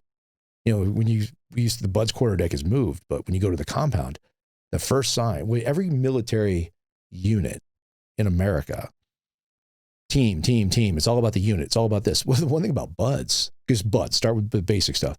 You walk through the door, where they start weaning you from the tit, right? Or you're on the tit, I should say. You walk through, it's the first sign you see when you turn right. It says, right below the podium, it says, be someone special. And again, I'm not an expert on every military branch or every unit and specialized unit inside the military, but who does that? Who said, be someone special? That flies in the face of what everyone thinks the military is, And then it goes from there. You have to, because in my mind, you have to take care of yourself. You have to build yourself first before you contribute to anything else. And that's more general life, but they really stress that there. So then when you go and you build that, and then you go to the teams, you have your experience, and then you leave, however long that is, whether it's 5 years, whether it's 35 years. The one thing you all have in common when you get out was you all were weaned from that same tit. and everyone's special in their own right. And when you can come together and still collaborate on the other side of things, which I'm collaborating with a bunch of team guys now on different things that if I had never been in that world or they had never been in that world, we wouldn't be able to get the invitations to the dance that we get at the level that we get them, the meetings that I can take just because of my resume. You know, when you can take a meeting with, you know, literally you're in LA and you get a meeting with Ron Howard just because they read your bio. They just want to talk to you like, I just need to meet this person. It's flattering. You know, it's not lost on me. I say that a lot with this podcast. We bring a lot to the table just because of what we used to do. Use that to your advantage, but don't make that your whole identity. That's playing, goes back to us talking about playing to your strengths. I mean, to me, it's a great way to open a door. Mm-hmm. But what I like to tell people is that being a SEAL is like the 5th thing done on my resume now. You know, I've done so much since then. Yes, it's core as to building your foundation. It's probably the most solid building block of your foundation, but you can't live on that. You know, I'm sure you've had guys on here, and I know, like I say, we talk about Johnny, we talk about Jason Touche and some of the other guys. They were SEALs. They were really good at what they did, but they're really good at everything. They're really good at everything they're going to do. And they're just a couple of them, you know, some of the other guys you've had. They're all doing something else. And you know, this isn't mine, but I say it all the time. SEALs aren't experts at anything. They're experts at becoming experts. I'm sure law enforcement at the level you were operating at and other guys, like, they're the exact same thing. You know, it's what you can do with what you were given. You know, I imagine how boring it would be to just do the same thing over and over again with just a different uniform or a different vein. Oh no, I love the idea of completely reinventing. I think one of the things that I really liked what you were saying is no matter the organization that you work under, whether it's military, whether it's first responder, there's the ability to get in the door. And like you said, there are a lot of people who it's because who they knew, whatever. And you look at them, you're like, okay. But when you get the opportunity to go to that special team, whatever it is within your organization, MARSOC for the Marines, SWAT for law enforcement, I mean, like maybe like a Swiftwater rescue team on a fire department, there's a testing process. And every one of those guys has to meet those minimum testing standards. BUDS, whatever you want to refer to it as. And so once you're in that team, like you said, you look back, everybody earned their way here. And I think the biggest compliment to anybody in one of those teams is they don't strive to be the best on that team. They actually strive to not be the worst in the sense that I can't let my team down. And so you've got a group of men and women who are striving to just be the best they can for the person to their left and to the right. Like I said, what I like to say is you want to be the guy, not that guy. That's it. It's that simple. If you can do that, you know, and your teammates know the comforting feeling you have when you go to bed at night, your teammate, they know they can count on you. I mean, you can't put a price on that. You want to walk away from it and have people go, he was or she was a good team guy, team, you know, the good teammate, team member, whatever you want to refer to it as. Yeah, exactly. And it's multiple levels too, multiple dimensions in the sense that you can be a super operator, whatever you're doing. I don't care if you're super cop, super SEAL, whatever it is, there's no such thing. Everyone's going to have strengths and weaknesses, no matter how good you are. You're going to have strengths and weaknesses. The important thing is that, you know, the team comes together and you cover each other's weaknesses, or you complement each other's strengths, you know?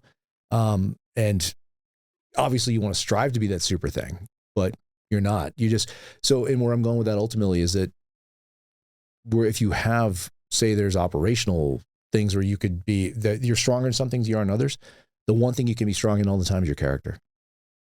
Be the guy that's doing the right thing when no one's looking. Always be that guy. Because I'd much rather, where I can deal with an inexperienced guy or a guy who maybe not be as fast or as great a shot as this guy, if he's a person of integrity. I will take that all day, because those positive attitudes, those good people, those are the ones that make up the nucleus and the culture of what this unit is going to be. And if you're a bad seed or something like that, it'll poison the whole thing. So I'll take, no one's mediocre, but I'll take less than super, a whole team of less than super versus a whole team that is everyone's on the same page and they're all doing the right thing, as opposed to a whole bunch of supers that are like the Raiders of the 70s. You know, to me, that's just a poison. I've been a part of those too. Oh, it's a nightmare. because there's a bad attitude, then there's super bad attitude, or there's no team cohesion, there's no trust, things like that. Now, fortunately, it's not really in the Navy side of things that I see that, but I've seen it in other places, and God, you just want to get away from that. You can't run fast enough to get away from that. So, but yeah, to your point though, so being I guess striving to be the guy it's all do the work, but it's also be the person, for at least that's my experience. You ended up having to go through buds twice, correct? I did. Oh God, yes. Yeah. Probably the greatest lesson in humility I ever got. So I went through buds first time. Made it all the way to third phase. And I've been rolled for medical and yeah, I got rolled once, whatever. And I was quieter the first time, that was like say 97, 98. And then we got to land nav, and I've literally fucked up my land nav. We were doing it at Laguna Mountain, and they run multiple courses at the same time. And the course is get your compass, get your map, and they have red ammo cans that are somewhere. They're kind of secluded, but not. If you look, you're going to find it. If you do your job, you're going to find it. Well, the problem is there's only so much area to cover, and multiple courses will run over each other. So I remember I got to my last point when we were doing our test, and I cannot find that last point. Like, where the hell is this thing? And I've got some time. All of a sudden, I see another one of my classmates walking away from a tree. I'm like, and he goes, yeah. I said, hey, is there a point there? He goes, yeah, it's right there. I go, oh, there it is. So I go, I write, it's like an etching or something like that. I put it on my paper. I'm like, oh, I'm good. So I start taking my time walking back because I was hauling ass. I get back, and they're going through all my dots. Well, my last point I picked up was from another course. So I think I had 23 minutes left or something like that. I had to, do a resection. I had to shoot a bearing and try and get back to where I thought I was supposed to be. I did find the point. By the time I got back, I was 10 minutes late, 10 or 12 minutes late. And, rules are rules. And it was my second time being rolled. And I was like, no, it's not personal. So, and that was an interesting class. That was a class 217. And they were a mercurial class. Jake's Wig, I don't know if you know who that is. He was the OIC of the class, but that class took some heavies. They lost like 13 people in third phase, which is unheard of. But I was part of that. Rules are rules. I didn't pass. That's the consequence. No big deal. It was crushing though. It was crushing. I was like, my God, I made it this far. It's like 5 weeks from graduation, 5 or 6 weeks from graduation. So you're at that point, after you get over, it's almost like Dr. Kluber-Ross's thanatology, the 5 stages of death and dying. And I was going through all of them, right? And sadness and grief, the sadness, denial, bargaining. And I was like, you know what? Fuck the Navy, fuck the teams. I'm going to go to the Marine Corps. And because I talked to him, he's like, dude, you'll get accepted to OCS. So I applied to, while I was sitting what they call X Division, waiting for Navy orders to send me somewhere. And I don't know where they were going to send. It could have been a ship for all I knew. I applied. I got letters of recommendation from the executive officer of Buds. He was like, no, I support that. I'm sorry things didn't work out here, but he wrote me a letter of recommendation. I get into Marine Corps OCS. I was going to go infantry. So I'll just be a force guy someday, force recon. And within the team community, was it not expected of you to kind of go back, lick your wounds, regroup, and then try again? I don't think anybody cared. I think that, and of course your classmate, because I was with them for so long, it wasn't like I was a kid that, quit during Hell Week.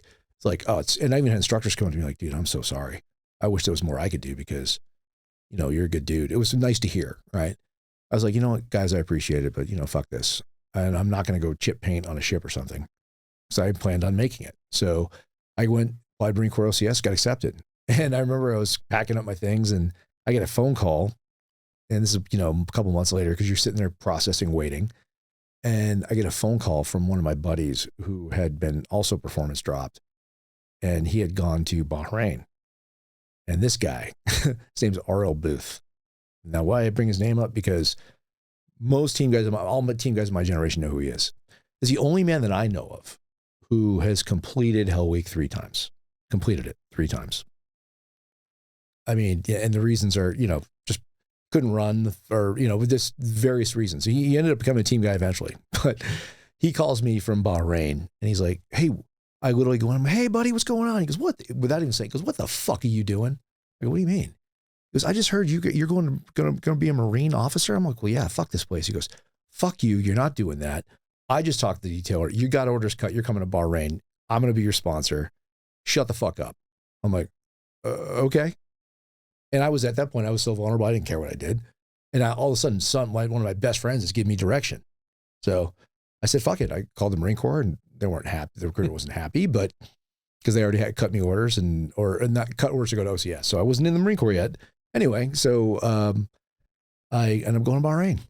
And he picked me up and it turned into, it was like before 9/11. So it was like McHale's Navy over there. It was insane. It was a party. I mean, yeah, it was like Animal House. We had a good time. We had to work. We pulled security duty. We checked IDs at the gates. We did things like that. Drove around, did driving patrols. Were you basically an MA? I was an MA. In fact, that was my rate. That became my rate, and did it for 2 years. I think I went to captain's mast 3 times. Talked my way out of it every single time. I remember even the commanding officer of the security was like, "How the fuck do you do this?" And he really liked me. He had me for dinner over at his house before I left. I mean, just because he busted my ass a bunch of times over there, but he liked me and he knew what I was trying to do. And he also knew the story that what happened to me at Buzz, where most of the guys that go over there, they quit and they were just, and the problem the Navy has a lot of times is these guys that quit Buzz, they just have piss poor attitudes because they don't want to be in the Navy. I wanted to be in the Navy. I just want to go back to Buzz. So he saw me every day training. I was running in 120 degrees, 80% humidity. I was outside running 90 minutes a day, 100 ounce camelback on my camelback. I'd be done with that halfway through the run. I just trained my ass off. I trained hard. I partied hard, and had a great social life. Very good. So the fact that I don't have AIDS at this point blows my mind. But the point is though, did all those things. But at the same time, I was still testing. I was still testing the rules, always testing the rules. Oh, dude. Yeah. I mean, some of the things they still talk about it. Some of the stuff that I did and I managed to get away with. But ultimately I got to go back. And then that was class 234. The infamous class 234. The infamous is right. I checked in, but it was also one of those things where, I was getting ready to go back and I had a real perspective on it. I will tell you that going through Buzz the second time was harder because you knew everything that was coming. That's what they say about skydiving. They say skydiving. The first jump is a blast. Second jump sucks. Now you know what's coming. Yeah. I remember the first jump I did. My oldest had just been born. My first free fall jump. And the way we were doing it initially in San Diego, because Navy started their own school, there was no wind tunnel time. I remember day one, you show up and they show you how to pack your chute. You roll the nose a little bit so you don't get the whiplash and all. I'm like, oh, okay, cool. See you tomorrow. I'm like, what are we doing? We're jumping. I'm like, oh. So literally, you put the chute on and you go up and they give 2 or 3 instructors to go with you. And then you spend about 15 minutes on the ground. Okay, practice your arch. This is what you're going to do when you're falling through the sky. I'm like, oh, okay, that's what I'm going to do. Only one way to learn. Only one way to learn it. So I literally we packed our chutes that first day once. It's not hard to do. Packed our chute and then strapped up. Next day went up and we jumped out. And I went first because I'm like 5'8", 230 something. So I'm the heaviest, pound for pound, the heaviest anchor falling through the sky. And they picked the big instructors and one of them had a weight belt on to make sure he kept up with me. And I remember just going down. I'm just watching my altimeter the whole freaking time. Get to 5,000, get to 6,000, wave off, go, and then pull at 5. And then I remember the chute open the first time, like, wow. And then I landed okay. I don't think it was graceful, but I landed. And I was like, I remember got to the bottom and like, okay, that's it for the day. They knew what they were doing. And I remember driving home, I almost fell asleep at the wheel because the adrenaline, you're exhausted. You were exhausted. Like, what the fuck just happened? And then you go home and you're laying there in bed at night. Because you go to, school was local, so I was going home at night. Then wake up the next morning, like, oh shit, I got to do it again. And I look at my kid who's just been like a week old. I'm like, all right. And that second jump, you're right. I remember going up, doing the same thing. And now you're walking up to the door. You're like, oh, boy, you look out. You're like, oh, and it just worked out too, that because you're in that corridor where they all come land in San Diego and you see a Southwest plane, probably a mile away, go flying by, but they look so big, like, as the doors open, you're looking out and I'm like, fuck it. I'm going to die. And then you do it again, you go out and the instructors are going with you, but they're not touching you. And I'm like, oh, finally getting stable. And I do the whole thing and wave off. And I remember I pulled it. And for whatever reason, it went a little slow. It felt like it went a little slower that time. Not like at night where it seems like it takes forever to open. But if I shoot open, I'm like, and it opened, I go, oh, thank God. I literally said it out loud as I'm under canopy. But then I'm under canopy. And then we had some clouds there and I got turbulence. And now I'm like, fuck, is this thing going to rip? And then slowly but surely, right? And then after a while, you start getting used to it, and then you start enjoying it. And then that's when the buffoonery will start in the clown show with bored team guys. We had one guy, he's a Master Chief now, but you had the twin otters that were jumping out of, right? And he somehow, when you're, it's pretty basic how you come into the drop zone, and when you land your chute, you go your approach and everything. He got twisted, turned around. And when he came in, he flared, but he was going to run into the plane. He managed to flare just enough to hit the top of the wing, and he ran across the top of the wing and then dropped on the other side. And it landed like a pile of shit, but thank God you're young and in shape. But it was wing walker, and we call him that forever. But then we had lots of buffoonery like that happening, but it was chill. But the skydiving thing, dude, you're that first day, it's exhilarating. You have no problem doing it. It's the second one, even the third or fourth or fifth. And then after that, you're like, okay, what I equate it to is like, if you take a paper towel tube and you look at it, right? And I can see this, but then I just cut a piece off, and the more I cut, now I got a wide view. And that's what that was. Every couple of jumps, you cut another piece off, and now you're able to think about more than one thing at a time. I got to the point where, oh shit, I have an altimeter. I got to figure out when am I supposed to pull because I'm having so much fun, doing the free fall. That and I suppose it goes out. It's like that with close quarters combat. It's like with all the dangerous stuff you're going to do. You start out, shit. With that, it's not so much I'm going to die. It's more like I don't want to get safety violations, or I don't want to kill somebody. And then you get to the point where like, dude, slow the fuck down. That's how it goes. So I'm sure you guys had your own version of that. Fortunately, there's no aspect of jumping out of airplanes for my side, but we did, running through houses, live fire houses. It's weird. It's, when you start off and you're crawling, man, you're just hypersensitive to everything. And then after a while, it's no big deal to have somebody shooting right over your shoulder. And, you start to learn to read and feel each other. And hey, they're going that way, I'm going that way. And all of a sudden, I would imagine, not intentionally, but you start doing things that are a little less safe because you start trusting each other. And if somebody was to look at it from a 30,000 foot view, they go, oh, you need to stop that right now. Yeah, no, because I've said that many times where you're doing immediate action drills or whatever, and the guy's firing behind you, he's laying down fire, so you can pull back, right? You can peel back, but you can almost feel the rounds, depending where you're at and how tight the quarters are. The rounds are going over your shoulder from him. He's doing that for you, not at you, but to you. So because you spent so much time together, spend more time with you guys, do your own family. Spend so much time with him. You feel the bullets going by you, so to turn this way. I've got to peel left, not peel right. And you talk about, moving into the civilian world, and I just think about some of the stuff that we've done on a range, and then I think about being at a range with somebody who's not had that experience, and I see why some of the range safety officers are hyper vigilant about, muzzle. Oh, yeah. Because it's weird though. It's weird to look back and go, you would think that our safety would be beyond that, but it was almost kind of like you take a step backwards a little bit. The more into it you were doing it, and the more, again, it comes back to that trust thing. It comes back to that you spend enough time with this same group of people, they all learn each other. And you can I'm not saying take chances, but you do things that are probably a little less safe. Oh no, I would take that liberty. You definitely are taking chances. I mean, they're calculated risks, but there's still a chance. I mean, everything, and when you start playing in the big boy leagues like that, everything is going to be a risk. And the more comfortable you get, the more risk you'll take. Even though we know it's all about perspective, though we don't see it that way, but you look back and some of the things you've done, you're like, fuck, did we just do that? Why are we not dead? I wish I could count the number of times in my life I've done shit. I'd say it's stupid shit, but it's not, because perfect practice makes perfect, right? You practice like you play, whatever you want to call it.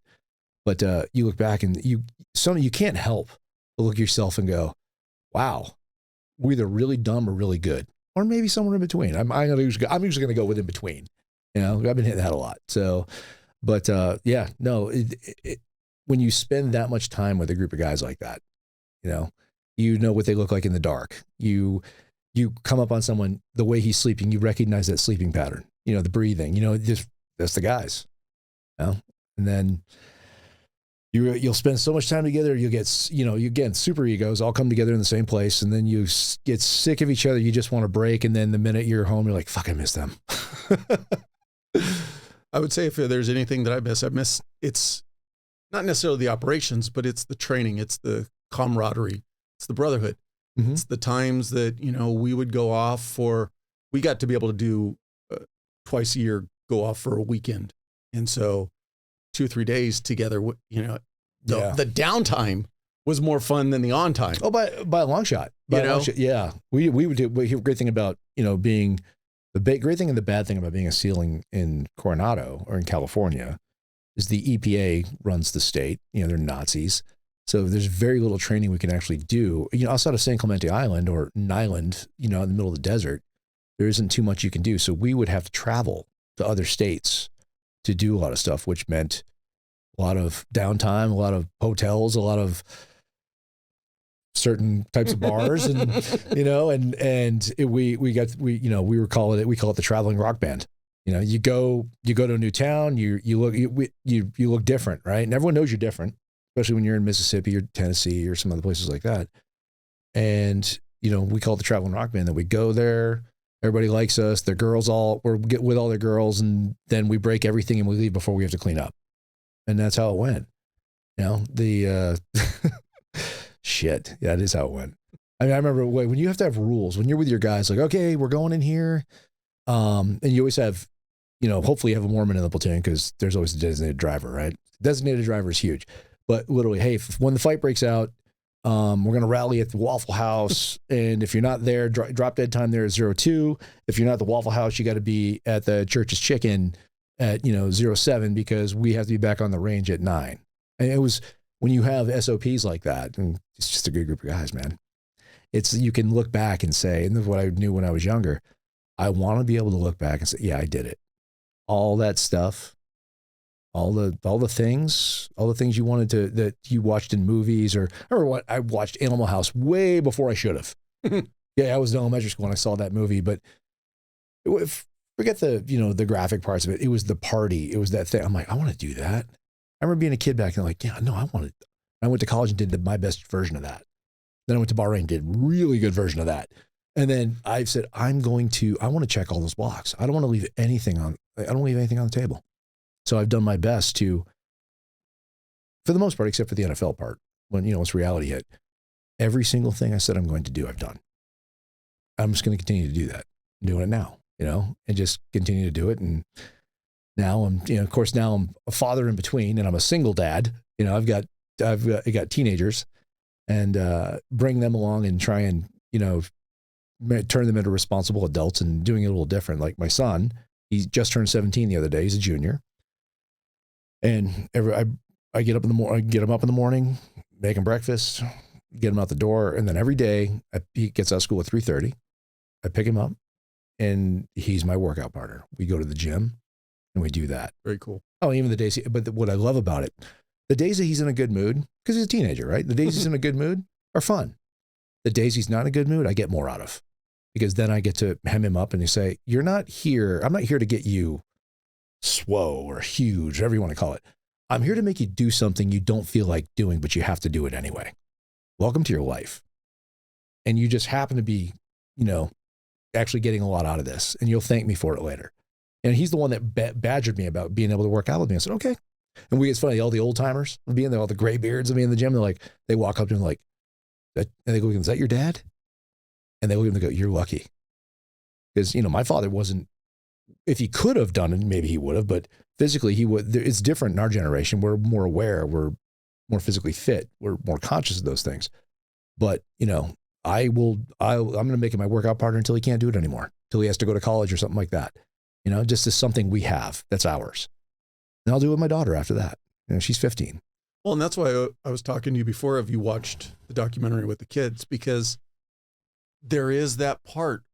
We all go through this with our parents. And for your son, he's probably, he doesn't see beyond just you being dad. Mm. You can pop that DVD or whatever the hell it is, go on YouTube, whatever, and go, that's me. And that's what I went through. And I made it.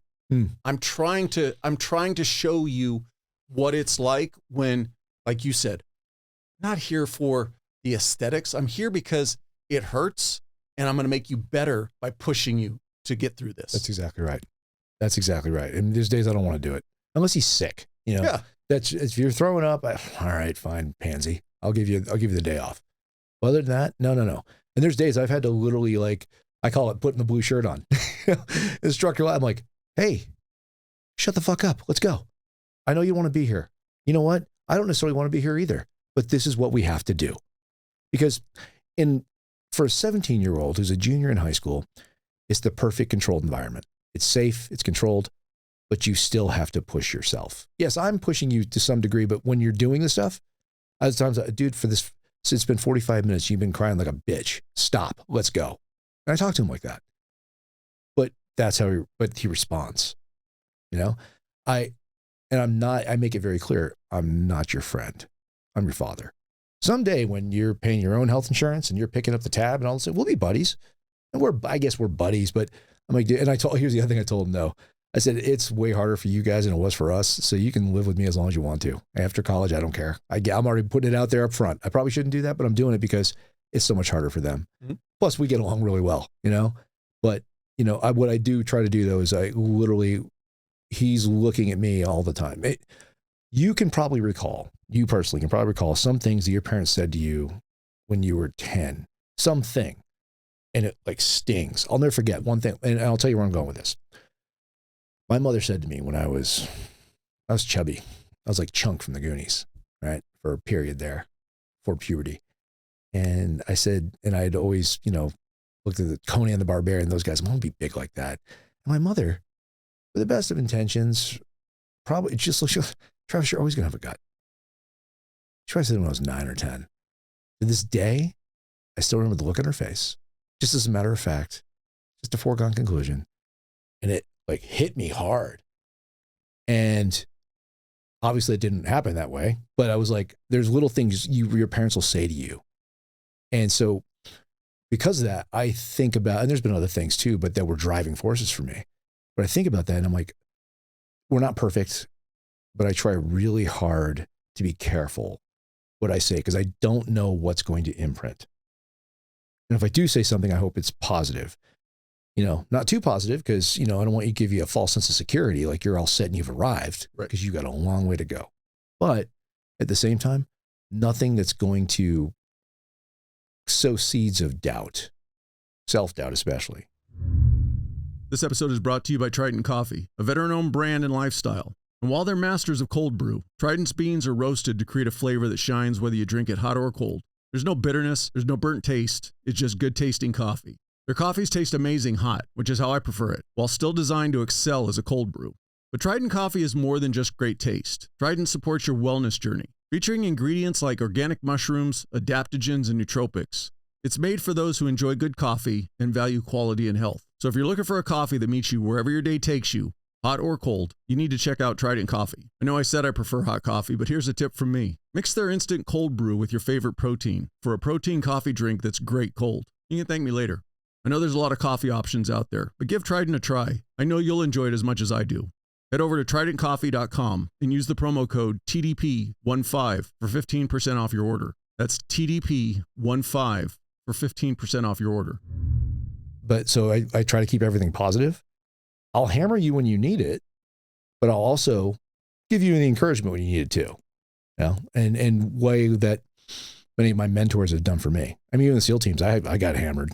Okay. But I also had guys that were very uplifting and pushing my career forward too. And same guys usually, one hand, they're knocking you on the ground, then they're helping you up and getting, and you go and you get a beer. I mean, that's one thing I love about platoon life. Okay. Well, yeah, all these egos are in the same place. There would be fist fights. And then when it was over, it was over. Everything was on the table. You good? Good. Let's go have a beer. and you move on. I think it's probably the biggest thing I learned being in that community was don't take it personal. Don't take anything personal. And if you're around people that are taking it personal, then, not in the SEAL team, but outside the SEAL team. So you get around people that take their harbor resentment, take things personal, and festers into a virus. I don't have time for that. I'll just distance myself from those types of people. I suppose that I can be abrasive. Well, I know I can when I need to be. These days I'm better at using it as a tool. Sometimes I'm using it to make a point, whether it's in the workplace or whether amongst your friends. Your friends usually appreciate it. My friends are the kind of friends like, my best friends in the world. I'm like, dude, you're fucked up. And this is why. You don't have to freaking candy coat things. Like you were talking when we first started going, you got to be careful what you say. And that's true. With certain environments, you just got to know your audience. But I love the fact that even the guys I work with in the aerospace industry, they're all veterans. And they were all special in their own right for where they came from. Whether they're like the big boss, he was an F-15, he was a fighter pilot. We have guys that we got helicopter pilots, we got Cobra pilots, we got Intel dudes. But our meetings, when we close the door, they're definitely not HR friendly, but they're very productive and they get right to the point. And it's amazing that I suppose if someone who didn't understand the community you come from, the one I come from, they would probably be all up in arms and offended. Like my brother, for sure. My brother Jamie always tells me, every time I said, I think this guy's pissed. He's like, hey, dude, offense is always taken, never given. That's on him. If your feelings are hurt or you got offended, that's on you. So that's why I don't get offended. People will say to me, oh, with all due respect, or no, I'm like, stop. Just give it to me. Yeah. Give it to me. And you're not going to offend me, first of all, because two things are going to happen. One, I'm going to assess the source. And then from there, I will take the constructive pieces of it and what I need to do to make whatever changes I need to make if necessary. So yeah, again, I think that if nothing else going forward and everything I've done now and the things I've got going on, it's so great because I don't harbor resentments. I don't get offended. I don't lose sleep over what people think because your opinion of me is none of my damn business. I don't give a shit.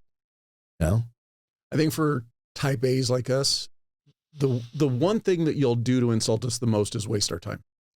Don't use car salesman on something. Just tell me what it is. Thank you. I can take it. And if it's going to hurt, hey, I'd rather it hurt, but just be straightforward and tell me where I screwed up so I can start moving forward and correct it. And your comment about mentors, I think one of the things that a lot of people overlook when they have mentors in their lives is somebody may be harsh or what you perceive as harsh. And you say, oh, they're not nice. They don't like me. But really evaluate those people. Are they harsh? But at the same token, they're the first ones to say, but here's how you could correct it. Because there are those people that will come into our lives. Hey, you're just a screw up. And they won't offer anything else. That's not a mentor. That's not a mentor, but that's someone you learn a lot from, though. True. You learn what not to do. True. But the thing is, you have to be able to look past that and not let your feelings get hurt.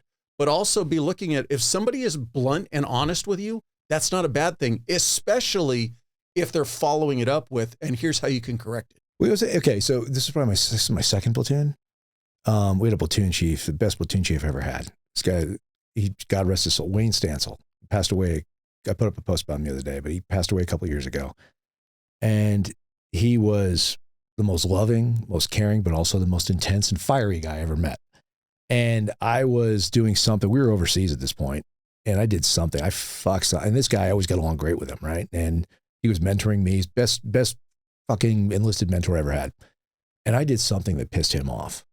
And he had done such a good job with our platoon that the guys in the platoon were more worried about disappointing him than anything else. And I thought I was crushed. I thought I disappointed this guy. So I avoided him because he fucking lit me up. I think he knocked me on my ass, whatever it was. Right. And I deserved it too, by the way. And then I'm like, oh shit, Chief hates me. I'm like, I'm just going to go lick my wounds or whatever it is I was doing. And after about 2 or 3 days, I was able to avoid him because we're so busy and doing stuff. He goes, hey man, what's your deal? He's got that Southern accent. I'm like, what do you mean? You're mad? He's like, what'd you say? I said, well, you're pissed at me. He goes like, and all the guys are like, oh shit. He goes, follow me. We go outside. And I'm like, oh shit, we're about to get into a fist fight. And he looks at me and goes, he looks at me, pauses for a second. He's got that angry look on his face that softens a little bit. And he says, you remember them Looney Tunes cartoons where it was like the hound and whatever, where they chase each other all day long. And at the end of the, and they're doing like the Wile E. Coyote type shit. But I'm paraphrasing, but he says, remember at the end of the cartoon, right? They pull out their card and they punch the clock. See you tomorrow. And they go off. He goes, that's what we're doing here. He goes, I'm just trying to train you. I'm trying to teach you. This is going to be he goes, this position I have, it's going to be yours at some point in the nearer future than not. I need to teach you how to do it. You need to suck it the fuck up and learn. That's what I'm trying to do. And he puts me on my shoulder. He's like, stop being a bitch. Let's go. And that was it. I was like, wow, that made so much sense. And our relationship got even stronger. And then he and I ended up working together for the next 5 years. And then when I got out, I hired him at the company I was at. Of course, that was an interesting relationship too, because now I'm the senior guy, and I'd be like, hey, senior chief, if you're going to yell at me, can you at least close the door so no one else hears? But point is, though, we always had that relationship. And then as I get older, we'd scream at each other. But then we're like, you good? Good. And then we'd call it a day. And you don't learn those things if you weren't in a community like you were in or I was in. They come a lot harder. Those lessons come a lot harder. They're harder to interpret because in the real world, you're not allowed to do that with people. So, the brotherhood, and I have a lot of friends, that you used to work with they're law enforcement guys that since I've been out, I gravitated to because we all have those same values. We come from that same kind of school. And I will tell you, I think I try to be careful not to take it for granted sometimes, how great it is to be in a group of alpha dogs where you don't have to consider everyone's feelings. I got enough of that shit I got to do at work. It sucks pretending to care all the time. You care, but not on the superficial level. You care. I care about people I work with. I care about the people I served with. But if you really care, I carry a wire brush, not a massage gun. And you say, you're fucked up and this is why. And like I say, the people I associate with, they love that. They do. You're not going to offend anyone, Or someone says to me, hey man, thanks a lot. I'm like, fuck off. The fact that you feel the need to say that to me, I already know. All right. If you feel the need to say it to me, then I'm not doing something right. Or I'm doing something wrong. Those are two different things. It's all about how we were raised and how we were brought up. I mean, not to underplay it, your mom started you down that path by not sugarcoating things. My dad did the same thing. I didn't get the friend dad. I got the parent dad. I didn't get the opportunity to have the friend relationship with him because he passed away. But the thing is it starts when you're young, and it starts with the time you're spending with your son now and teaching him life isn't easy and life isn't going to go the way you want it to go all the time. And just because it's your feelings doesn't make it right. Yeah, well, it was Mike Tyson. Is it Mike Tyson's quote? Everyone's got a plan until they get punched in the mouth. Welcome to life, man. In Murphy's Law, if something can go wrong, it will. And I've been very fortunate in a lot of respects, with the screenwriting thing too. I mean, I sold the first 3 things I wrote, and then you think something's moving in production, all of a sudden something happens, like COVID, everything gets derailed and you start all over again. And all right, fuck it. Just keep moving. And the one thing I want to share though, that same guy, Wayne Stansel, when he gave me a piece of advice that I think is relevant. I've used it everywhere I go. And sometimes it hurts, but it's been so valuable.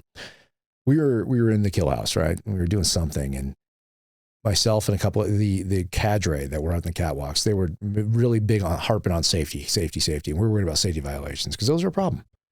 And he had just come from, dev group, and he was like, and he was really good in the house. He's like, and he was getting pissed because everyone's going so slow just because of the safety thing. And I finally, after a while, he he stops everyone. All right, gather up, everybody. I'm getting sick of this shit. We need to get through this. So if you're just don't worry about them. I'll deal with them. All I can tell you is if you're going to fuck up at full speed. Everyone just kind of got quiet. I'm like, okay. And when I sat down, I dissected that. And he confirmed it for me later, but fuck it. If you're going to fuck up at full speed. Well, because imagine going through the door, right? And then you're unsure, do I go right or left, or do I take the corner or not? And you stutter step in the door. What you just did, you injected literally countless variables, otherwise known as what ifs. But if I had just gone through that door, taken to the corner, and either got hit or got a safety violation or missed the target. Well, I know for a fact, because I left no variable on the table. I went through the door and down there. That doesn't work. That one thing doesn't work. So I'm going to try something else. But if you're going to do something, commit to it. And if it didn't work, well, now you have your answer. But the minute you stutter step because you're unsure, because you didn't commit, you'll haunt yourself with the what ifs. Anything could have happened. Well, and if they let you get away with that stutter step in training, inevitably that's going to carry over to a real life operation. Of course it is. And you're in the fatal funnel and you're getting everyone else killed behind you. So, but that one, analogy, metaphor, and anything else you want to call it, that right there, I've used that for everything. Yeah, it doesn't get you in trouble. It gets you in hot water sometimes. Yeah, but I got got confidence in myself. I'll get myself out of that. But if you're going to fuck up at full speed. And if you just think about it, it literally works for everything. It does. You got to be measured with it. And, I'm not going to drive like that.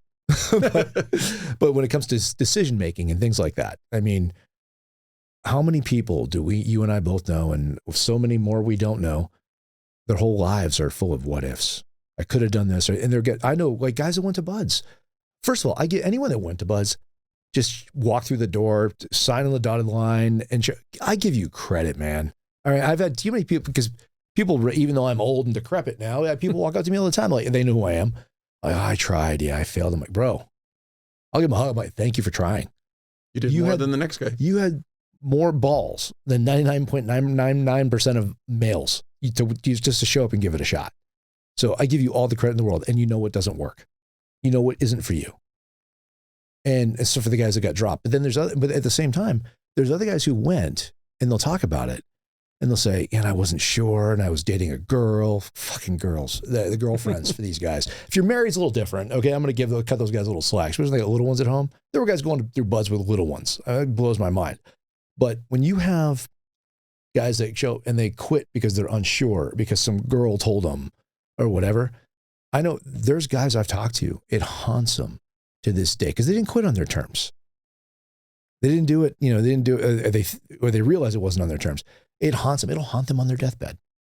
And I use the Buds now because I know that one better than any other, but I'm sure it applies to guys in the police academy. How many guys want to go to the police and then end up leaving before they finish, and then they don't go into law enforcement? They got just enough a taste of it where it was intense and it was hard, but then when they left, like, oh, thank God I'm out of that. But then they go, wait a minute. Because when they get into regular life and they realize nothing else out there is anywhere near as exciting or as elite or as hardcore, and there's no brotherhood, they miss it. You know what? It probably wasn't that hard. Or if it was hard, it was definitely worth it.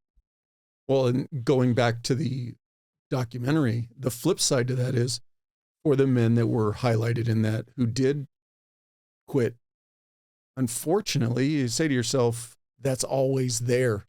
There's always that ability. And I had a problem with that. And to be clear, so there was a couple of guys in there, and they're, and they've all gone on, had really successful careers and other things. Like, and I'll call him out. Jeff Green, Ensign Green was at the time. He had a hard time and stuff, but he's had an elite. He's been Army Special Forces. He's had an incredible career in the Army. He went on and did amazing things. Michael Shoemaker. Some of these guys have all gone in and they did. And I saw Michael later on, and we were in Africa. We went on to a ship that he was on. Just a freaking great guy, man. Especially the officers. I had a hard time with the way that thing was edited. I don't have a hard time with the way the instructors were. They did their job, and the officers in charge of the training. I had a hard time with the way they were, with the way they were put on camera and put on the spot like that. These men, very good officers, you don't get to Buds by being mediocre as an officer. They're very good officers. Say Jeff Green, a fantastic officer. I'll follow that guy anytime. You don't do that to them because they still have to have a career and go lead enlisted guys. And enlisted guys are going to be looking at them and be able to put them into a box. I always had a hard time with that. Of course, I'm a butt freaking student. I can't say shit. Did the Navy, to your knowledge, have a say in the editing? Here's what I heard. Okay, so the first 3 episodes, they didn't really, because the guy who did it, he's passed away now, Gordon Forbes, really talented filmmaker. But Gordon does things his way. And I was friends with Gordon after the fact. We did some other projects together. But they trusted Gordon because he had done other SEAL stuff. The first 3 episodes, apparently there was at the top, not SEAL team wise, but Navy wise. Remember when you're hitting the big waves out there and the boats are getting wrecked and guys are getting wrecked and the instructor's laughing because it's funny. Okay? It's funny. We're in the surf. I'm getting slammed on the ocean floor and it's funny to me, right? Well, apparently there was some issues with that. So the second 3 episodes, they had a lot more say than they did the first 3. So I would be surprised if they had let that go through, if they had known. I'd be surprised if they didn't have if they didn't have any say in that, the way it came out. Because again, there was nothing particularly bad about the way they made those officers look. I mean, I know those guys personally to this day, and they're amazing officers. They've had fantastic careers, so I had a problem with that. Yeah. Because anybody who watches it just gets, like you said, they get a little box image of this person. They have no idea what came afterwards. None. Did they come back? Did they recycle and come into another Buds class and make it? You just got a portion. Look at Lou Rivera. My roommate in Buds. And God, it's awesome having his roommate because he came off a sub. He was the older. He was the older guy. He was the honor man of the class, right? Lou, probably, guys like him and Brad Geary. And you remember Geary, who was actually just commanding officer of Buds not too long ago. Some of the best people, like human beings I've ever met in my life. They're just wonderful, wonderful people, right? Lou Rivera is one of the best people I've ever met in my entire life. Just inherently a good person. And they said in there, he'd been to Buds 3 times. He hadn't. He'd been there twice. He was 28 at the time. That guy had come off a submarine. Okay. I don't know if you're familiar with submarines. I'm not really. I've been on taking a tour of a couple. Okay. But there's not a whole lot of room to do laps and start running on a submarine. That guy came off a sub. He had gone to Buds when he was like 18 years old. I think he was 18 and had a young family or just gotten married. And it wasn't for him at the time. He wasn't mature enough yet. And then he went to the Navy and busted his ass and rose up to E6 and then went to Buds as a super senior, older guy. And when he went through, he was the rock of our class. He is absolutely the rock of our class. No matter what, this guy was just unflappable, amazing. Nothing like he was when he was 18 years old. He was 28 now. He had 2 kids at home. He was divorced, paying for 2 kids, the whole thing. And him and Terry Geddes, who the OIC of our class, who'd done a little fleet time as well. Those 2 guys, I guarantee you, who were both freaking amazing. They would not have been if we had a camera on them the first time they went through, or even me the first time we went through, we're not the same people that you saw in class 234. So again, it goes to your point I cringe when I think about like the performance boards and stuff like that. Because it's one thing if you're on the Survivor show, right? If you're on Survivor or something like that, you signed up for it. You're there to take that criticism. These guys didn't ask for this. Right. None of us asked for this. We just made the most of it. So that's where I struggle with the fact that was done to them. I felt like they got done dirty because by the way, almost every single person who's going to be in the military doing anything elite is going to sit before a board like that at some point or another or an investigation for something that went wrong, some of it was out of your control, some of it wasn't. Everyone's going to trip on their dick at some point. Guy or girl, you're going to trip on your dick. All right. In the military, everyone's got a dick, as far as I'm concerned, because figurative or literal, you all have one. You're going to trip on it at some point. Everyone's going to make a mistake because if you don't, I feel bad for you because how can you possibly quantify success if you don't fail? We just caught theirs on camera. I almost don't want to be around that person who's never experienced failure. Oh, I don't. I've been around a few of those. They're a nightmare. They're an absolute nightmare. I've been around a few officers like that. They're an absolute nightmare. Fortunately, I've learned a lot from my leaders over the years, whether it was, like I say, whether it's mentors in high school, whether it was football coaches, whether it was leaders. But I will say all the endearing lessons I learned from the ones I liked. All the most valuable stuff I learned was the ones that I didn't like or the ones that were fucking terrible, And in fairness, in the SEAL teams, there really aren't many of those. Yeah, there's a few going to slip through here and there, but most of the guys are really good. I always take the most from the stuff that went wrong. I hope, right? So you're right. To your point, if you haven't failed or you claim you haven't failed, I feel bad for you. I feel bad for you. How could you possibly quantify success for you or for anybody else under your charge? The one question specifically related to buds and failing is the pool comp. What I don't understand is, so that you go under, they'll rip off your mask, they'll rip off your breather, they'll tie knots in it. But for the purpose of making it through, you remain calm, just work through the scenario. But is it, I guess where I'm getting at is what ends up making people fail? Just the inability to work through the solution and get back onto air? Procedures. So let's see if I think I can still remember it. Okay. So just the actual pool competency test where you got the twin 80s on, you know, you got the tanks, you got your weight belt, you got your fins, your mask. Okay. So let me see if I can walk through this.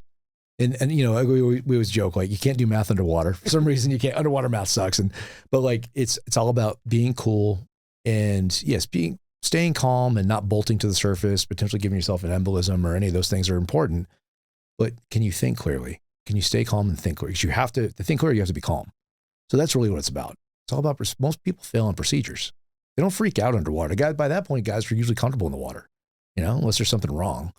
But I remember, so they start out crawling out, they bring you down there, you start out crawling on the floor of the pool there, and then they come and they give you what's called the surf hit. And they, like you say, they rip your mask off, they do all, and once your mask is gone, it's gone. You're not putting that back on. Okay, that's out of the way. And you got these so low pressure hoses in back that are super flexible, so they can tie knots on the regulator behind your back or behind your neck. And because you can't reach it, you reach back there, and if I'm not very flexible, but you know, when the guys that can, you realize it's really just a ball of shit. But as soon as you get hit, you get back on your knees because they beat the crap out of it, and they're good at it, right? And then, okay, so first thing you do, the only thing is they get rid of your mask, they get rid of your fins, but everything else is intact. Your tanks and your weight belt. First thing they do is you get on your knees, you feel back there, oh, it's a ball of shit. I'm gonna have to undo that knot. So first thing you have to do is take off you're sitting on your knees, you take off your weight belt, lay it across the back of your knees. Then waist strap, chest strap, ditch your tanks, work on the problem, get rid of the knot. Boom, if it pops free, see the air start to blow, you get game, because by who knows, you probably holding your breath anywhere between 1 and 3 minutes, depending on how competent you are on getting the knots out. Start breathing again. Once you settle down for 15, 30 seconds, put your tanks back on. Now, remember I told you it was weight belt, waist strap, chest strap. Now it's reverse order. It's exactly. I think it's waist strap, chest strap, weight belt. Okay. I think that's how it went. And then, but you'd be amazed. And then they keep walking back, and they're going to give you 3 or 4 knots before they give you a whammy knot, which is the one you're not going to get out. But those types of things, if it's a simple order, it's not reverse order. It's even out of order, because when you have them on, it's waist strap, it's weight belt, waist strap, chest strap. And when you put it back on, it's waist strap, chest strap, belt. So it's not reverse. But that's, well, people will fuck those things up, right? So things like that, they want to know that you're going to think clearly. They want to know that if you get hung up underneath the ship or something, and there's no one there right there to help you, or you're by yourself, or with your buddy, you can think you're going to stay calm under pressure. So we're taking that into the real world. The knot that they tie in that you cannot get out. Knot. What is the solution in a real world environment, or what is the solution at that moment to deal with that? Because you're going to eventually run out of the ability to hold. You've run out of options with the current set of tools you are working with, so you're moving on. So with the whammy knot, it's the best thing. I've never been asked that question. So I'm giving you I'm winging an answer, because in pool comp, they give you the whammy knot. You're down there, you're like, okay, I can't get this knot out, and they give you one you're not going to be able to get out, right? And they each instructor have their own special knots, and after a while, you look at it, you play with it for a while, you're like, you know what? I can't do it, and then they'll come over to you, whether it was the whammy knot or not. They'll come and they'll grab you by the head. They'll make you kiss the deck. And then whether you start blowing out the bubbles, and you got to stay, as you know, behind your the bubbles in front of you, so you don't go up too fast. And you get to the top, and they'll say, congratulations, you passed, or that wasn't the whammy knot. Okay. And you get back in the system and do it again. Got it. Okay.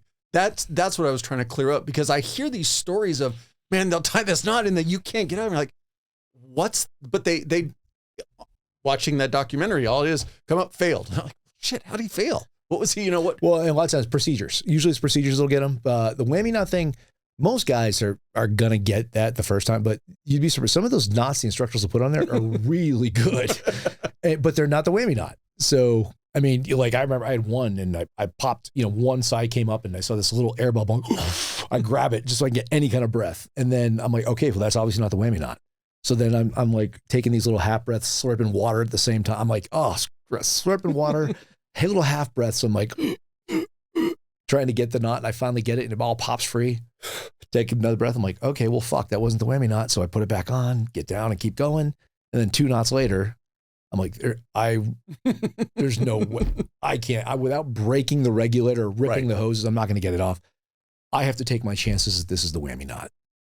But they want to see that you did everything you could and you're not going through the motions. And if you don't try it that way, they'll fail you. So is it subjective? No, it's not very, I actually think it's pretty objective. There are some things you do in buds that are subjective. And I think that's by design because you want to reserve the right to be the gatekeeper for the program. Just because you can pass all the evolutions doesn't mean you're going to, or doesn't mean you deserve to. Doesn't mean you deserve to go to the program. I think it's the only training in, at least in the U.S. military, where officers enlisted go through together, the exact same thing. It's actually a little harder for officers. It is. But in a weird way, it should be. It should be. Oh, no, it absolutely should be. And it's harder for the officers, but it's all done by enlisted guys, day to day. And it's the only place that dynamic is like that. So, and with the officers, you can see the difference too. Like, for example, the academy guys, dude, there's, you have majority of your officers. I don't know if more officers come from OCS or Naval Academy every year. I have no idea, but I will tell you in my experience, and I've got and had incredible friends that are went to regular universities and became officers. But the one thing I noticed about Naval Academy guys, or West Point guys, any of these academy guys, they really are special. And the reason I say that is when we checked into buds, guys like Justin Legg, if you remember Legg, he was an officer in our class. It's been a while since he was my boat crew leader. He's an absolute beast. I love him. He was the one that had to get a double lung transplant. He had leukemia. Oh yeah. But Justin is an absolute beast. But he would be the guy that, they did 4 years of the academy lockdown. And they didn't have that college experience that I had. These guys lived a regimented lifestyle. Him and a couple others would go party all night long. I remember getting ready for a 4 mile time run and I'd be on the beach and it's still dark out and I'm running. And all of a sudden I hear this, it's dark. You don't know who anybody is. And I hear this heavy breathing like a horse. And all of a sudden something slowly starts to go past me. I'm like, smells like Jack Daniels. And there's Ensign Legg, hung over his shit, getting rid of his hangover on a 4 mile time run. I mean, I don't know if he'd even been to bed yet. All right. And he's about to he'd stay up all night long and then go through a whole day of buds and then go crash that later on, back when you're invincible still.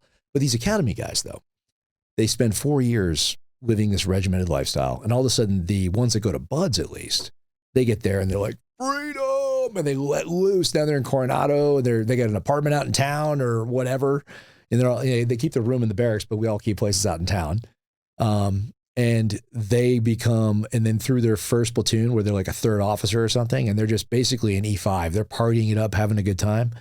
And because they're just happy not to be in the academy anymore. And then all of a sudden what happens is that, at least my experience, they just before they're making lieutenant, all of a sudden you see all that pedigree, that training that was bred into them. It all starts coming out. They don't even know it. But that's when you see all these officers or admirals and such or generals that are from West Point or Annapolis, like, oh, it's because it's a ring knocker community. I'm like, no, it's not. It's just on the whole, they're just better officers. They were born to do this. Right. And when they get out there, just, like I say, all of them, they're just quality people, man. They are. But there's some list of people out there, but what the hell are you doing, dude? Don't say that. But it is true. How soon did the documentary come out in relation to once you got through buds and were assigned to a team? Oh boy. And were you dreading it coming out? Or yes, I was. Well, because you're a new guy. You literally just want to get to the team and you want to. I stick out. Dude, I look like freaking, I say this all the time, I'm like a stunt double for Shrek. I mean, come on, man. I stick out anyway. There's no gray man here. I don't need to give you extra ammunition. Right, exactly. And that was just being me, but here's the deal. It's on camera, so it's going to come off as way, way out there, right? And anyone who knew me, like from back home, they're like, oh, yeah, that's him. You know? And guys in the Navy who knew me, like, yeah, that's him. But imagine being a senior SEAL who sees this young cocky dude just doing, they're like, oh, that little fucker. We're going to show him, you know? But it came out probably, I think it was 6 or 9 months after. So we were just into our new platoons. Oh, dude. Yeah. So you could go, you do a block of training in the training cell, or you'd be at a school and there'd be 10 guys doing something and me, and everyone's looking at me. And you just had to get used to that. And some guys don't like you. They don't like you. They never met you. They just don't, they thought you first of all, you tried to make buds look easy or something. Like, no, I didn't, dude. That was just my way of coping and getting through it and keeping my class, other members of my attitudes are infectious. You know, good attitude is infectious. A bad attitude is infectious. So I was just old enough and just wise enough to understand that for the most part, I had to keep a good attitude, you know? And that's how it manifests. And then when they start seeing these camera guys and these producers start seeing you being the way and I'm joking and clowning all the time, then, and I wasn't the only one, I was just the one that articulated it the best. Yeah. But then they just start coming to you. You know, I mean, I can tell you stories. I'd love to find the film that's on the cutting room, that's on the editing room floor. Like some of these guys, I mean, I believe, you know, Captain Geary, who did Sean Ryan's podcast a couple months ago, a month and a half ago, whatever. Brad Geary or Justin Legg or some of the officer types, they didn't feel like being interviewed. And we were wearing those super short UDT shorts, right? And there's no liner in those things, right? So they'd be sitting there and the cameras come over and the person would start talking to them and hang your nutsack out the side, right? And you do things, or someone would walk into the camera naked, you walk in the shot behind them and literally just fuck up the shot just because why not? And I will tell you one really fun with Justin Legg. He has this thing about being naked all the time. Well, I think everybody does. But one day we come down to the general area. It's called the pit. It's where all the daytime lockers are. They're wet and sandy and gross. And you go there in between evolutions. And right next to the pit, you have first, second, third phase that they all use it. And including the new check-ins that are in their shiny little whites and their manila folders with their orders checking in. And Justin's like, he brings his combination cover, his dress white cover. He brings it down one day. I'm like, what the fuck are you bringing that for? And he had it in a plastic bag. He goes, you'll see. We get down there and we get down to the pit. And then we had like, I don't know, 15 or 20 minutes to kill for the next evolution. And then he goes, hey, are there check-ins over there? They had all these new check-ins that are scared. They don't want to look up. They're just sitting on the bench. And they're all enlisted guys, you know, Dixie Cup, the whole thing. I'm like, yeah. He goes, how many? I said, it's like 9 of them. It's like, oh, all of a sudden he starts taking his clothes off. I'm like, what are you doing? He goes, don't worry about it. So he strips naked, except his boots. He's butt naked. Then he goes in the bag and pulls out his combination cover. So then I was already naked just because we're changing out clothes and everything. He goes, follow me. We go over and these guys are sitting in these low lying bleachers and these kids they probably been out of boot camp for 10 minutes, maybe 10 minutes. Most of them couldn't even shave yet. Okay. Justin walks over butt naked. He goes, hey, is this hat make me look fat? And he says, this cover make me look fat? And they're like, oh. And he looked down and I don't know what came on. I'm like, hey, that's a commissioned officer talking to you. You will fucking salute him when you see him. So literally, in some of these kids' cases, maybe only the second time I've ever seen an officer. They're standing up and they're saluting Justin naked with his cover on. He goes, as you were. And he just walked around, check him out, and then go back. And he just do that. Shit like that just because, you know?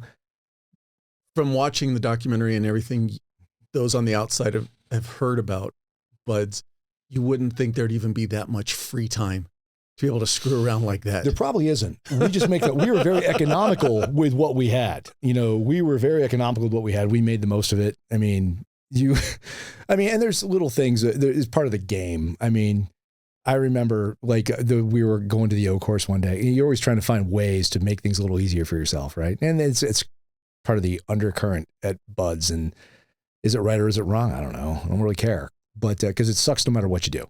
But I remember there was a class or two ahead of us and we get out to the O course, and they were going to go before us. So we're just overlapping schedule. And one of the guys in one of the classes ahead of us, apparently he's a really good guy. He became a really good SEAL, but he struggled with parts of the O course.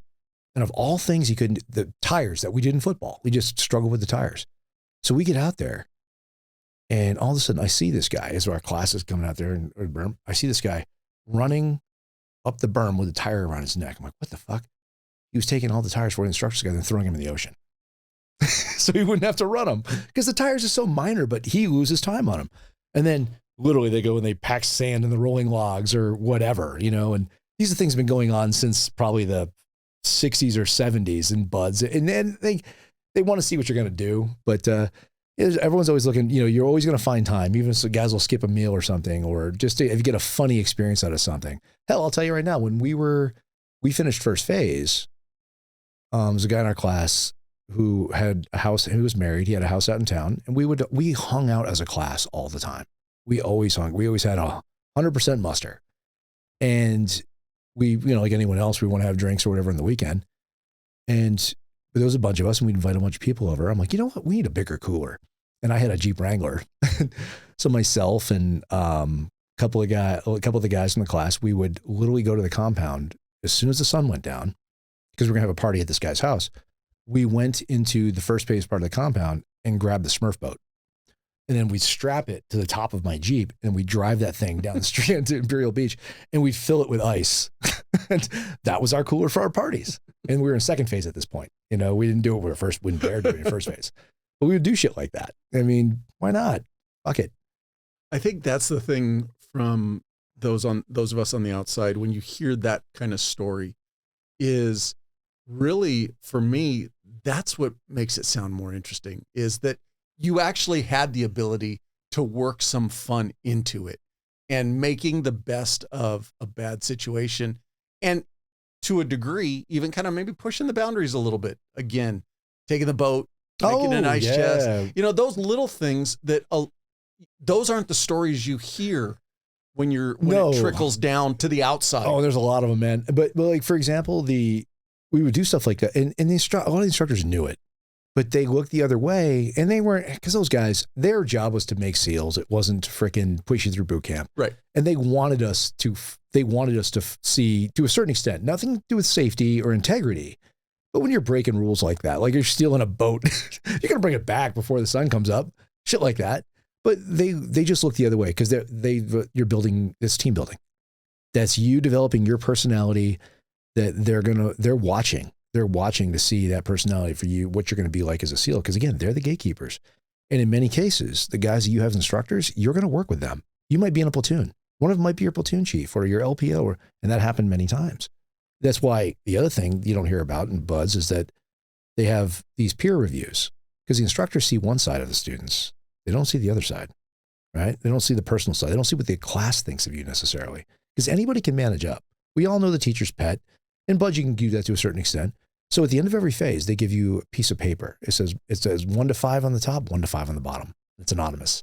And you submit the top 5 in the class, the bottom 5 in the class. And that gets folded and turned in. And then the instructor's like, And now they have the ability to start probing and watching even more. And that helps, because that's really important to them.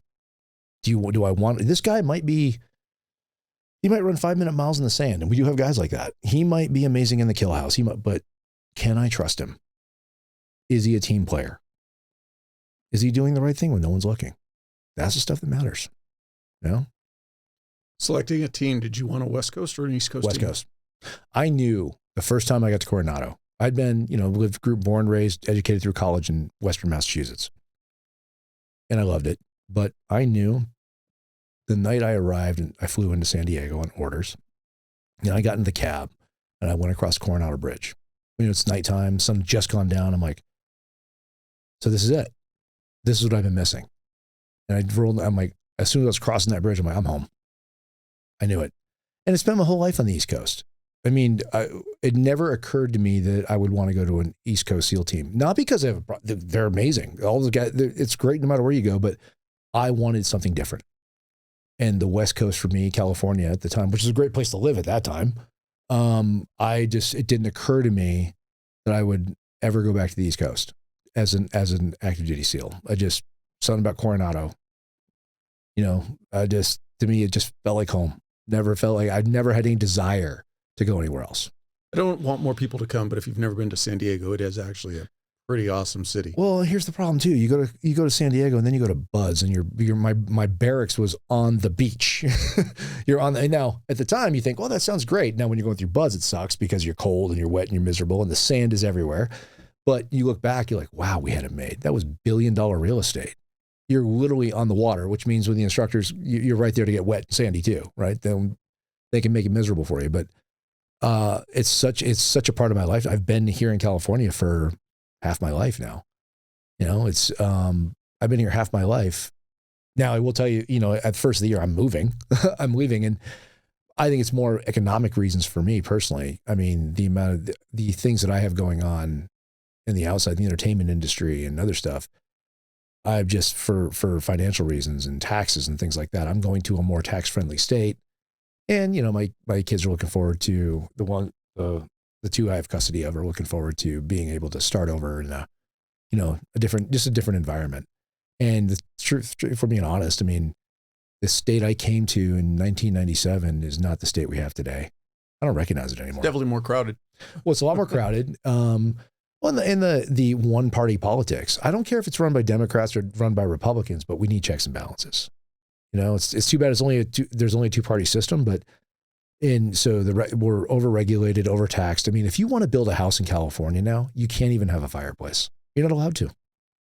Things like that. Not a wood burning, not an actual wood burning fireplace. But the point is though, whether it's wood burning, gas, whatever.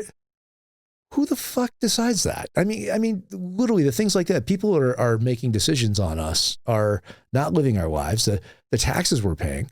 I mean, the amount of money we pay per kid and we're ranked so low in the union. And on top of that, you pay all this money for your kid, yet there's no school bus for them to use, and they got to pay to play sports.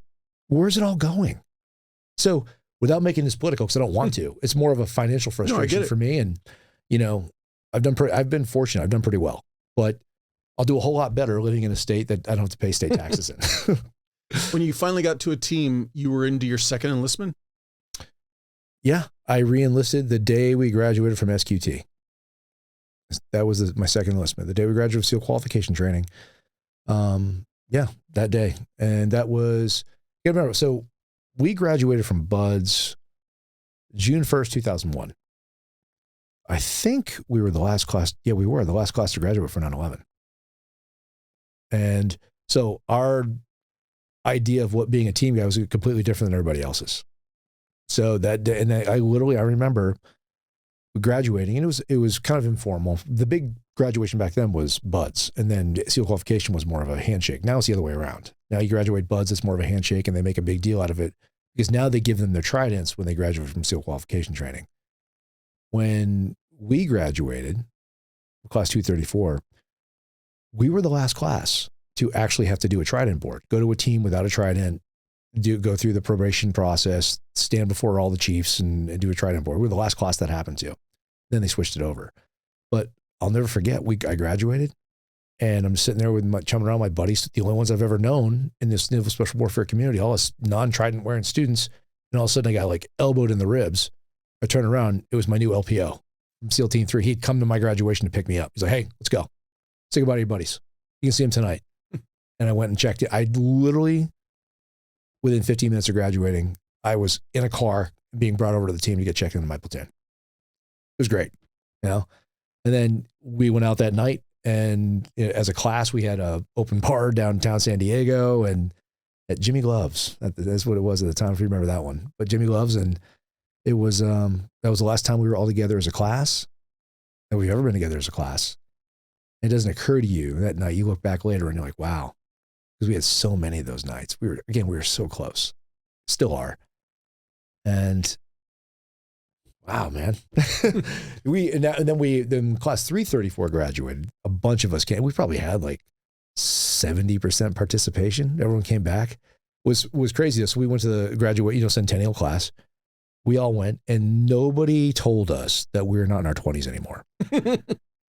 We partied like rock stars then. It was insane. Then we showed up to the graduation the next day, and we're all hungover as shit. And Brad Geary was actually giving the speech that day because he was like the director of training, I think. But we're all there. We're like, oh my God. And a lot of those kids knew who we were because we're all, most of us kind of look the same. And yeah, actually everyone pretty much did. And some of the guys are still on active duty. So we're all there, but we're all hungover. And then one of the guys in the class, Justin Carr, he's like, I accidentally bumped him. He's like, hey, fucker. And he elbows me and I bump into this guy. I'm like, oh, dude, I'm sorry. Guy's standing there in the back. And we're trying to be quiet because all this stuff's going on. And the guy goes, oh, no, you're good. You're good. Thank you, sir. I'm like, sir, you can call me sir. We're the same age. And he goes, well, and he knew who we were. And I said, well, how old are you? He goes, well, at the time, I think I was 45 or, 46 or something. He's like, I'm 44. I'm like, oh, don't call me sir then. And I said, what are you doing here? He goes, oh, my son's graduating. I'm like, wait, so a guy my age has a kid graduating buds? And we all look at all of us heard him say that. And we're like, I look at the guy, oh, fuck you, don't talk to me, dude. I said, we're old. This is crazy. Yeah. It's amazing how much how fast the time has gone, how much has happened. But it goes back to what we talked about originally. I knew back in the day when I was a kid, I'm going to go live. I mean, my version of living, got nothing against anybody else's, but I want to, whether you do it or not, I want to live a life that you can write a book about. I probably never will, but it's one of those things where all the things you're doing, everything, I want to constantly grow. I want to move on, keep moving. I'm never going to settle. I haven't, but looking back now, I'm like, shit, yeah, it's been hard in a good way, very rewarding, but I don't know how to slow down. I never will. Into that second enlistment, were you thinking 20 years? Oh, I was at first. Yes. Initially I was. And then, I came back my second enlistment, first deployment. I ended up doing 3 right there at 3, had a great run there. And I come back from my 3rd deployment and my oldest kid was 3. She had no idea who I was. It was that readjustment period. I'm like, oh my God.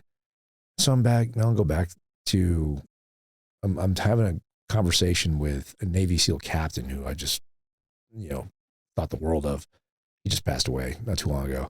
And he had said, I was talking about, again, I have college education I've never used and not really, and he looks at me, he looks around, he's like, honestly, I'd get out. So what do you mean? He goes, this 9/11 thing, they're going to run you guys till you drop. They're going to burn you up. That's what he said at the time. And he's not wrong. Okay. But he goes, I got, 2 daughters at home, or 2 daughters who barely know me and hate my guts. I've got 2 divorces and all I've got is a shadow box full of medals and stuff. I can assure you it's not worth it. He goes, if you got an education, you got stuff to fall back on, go raise your kid. I was like, yeah, you know what? And at that point, and I was enlisted, but you bend down range 3, you bend overseas 3 times. But more importantly, all the stuff in between those trips, you're just training and improving your skill sets and you never stop. I mean, there was one year in the second platoon, our OIC, officer in charge, his wife kept track of the actual days that we were in San Diego, the year that we were training, getting ready to go overseas. When you added up all the days, we were only there for 7 weeks. So I'm like, I can be on the conveyor belt and keep doing this over and over and over, or I can go reinvent myself again. So I think ultimately a combination of, the factor, you want to be there, you want to be a dad, you don't want to be absentee, and you don't want to miss too much stuff, and coupled with the fact that, again, I felt like it was time to reinvent. Been 10.5 years in the Navy doing that. And I was like, yeah, it's time to go do something different. So then I moved on to the aerospace thing. Did you have a plan for that transition, or did it just kind of happen? No, in fact, it wasn't. At first I was thinking it wasn't going to be a complete transition. I was like, you know what? I've already got half my career done. I need to stay in the federal system and use that time to my advantage. Because you've been in the government system so long, you think that retirement, right?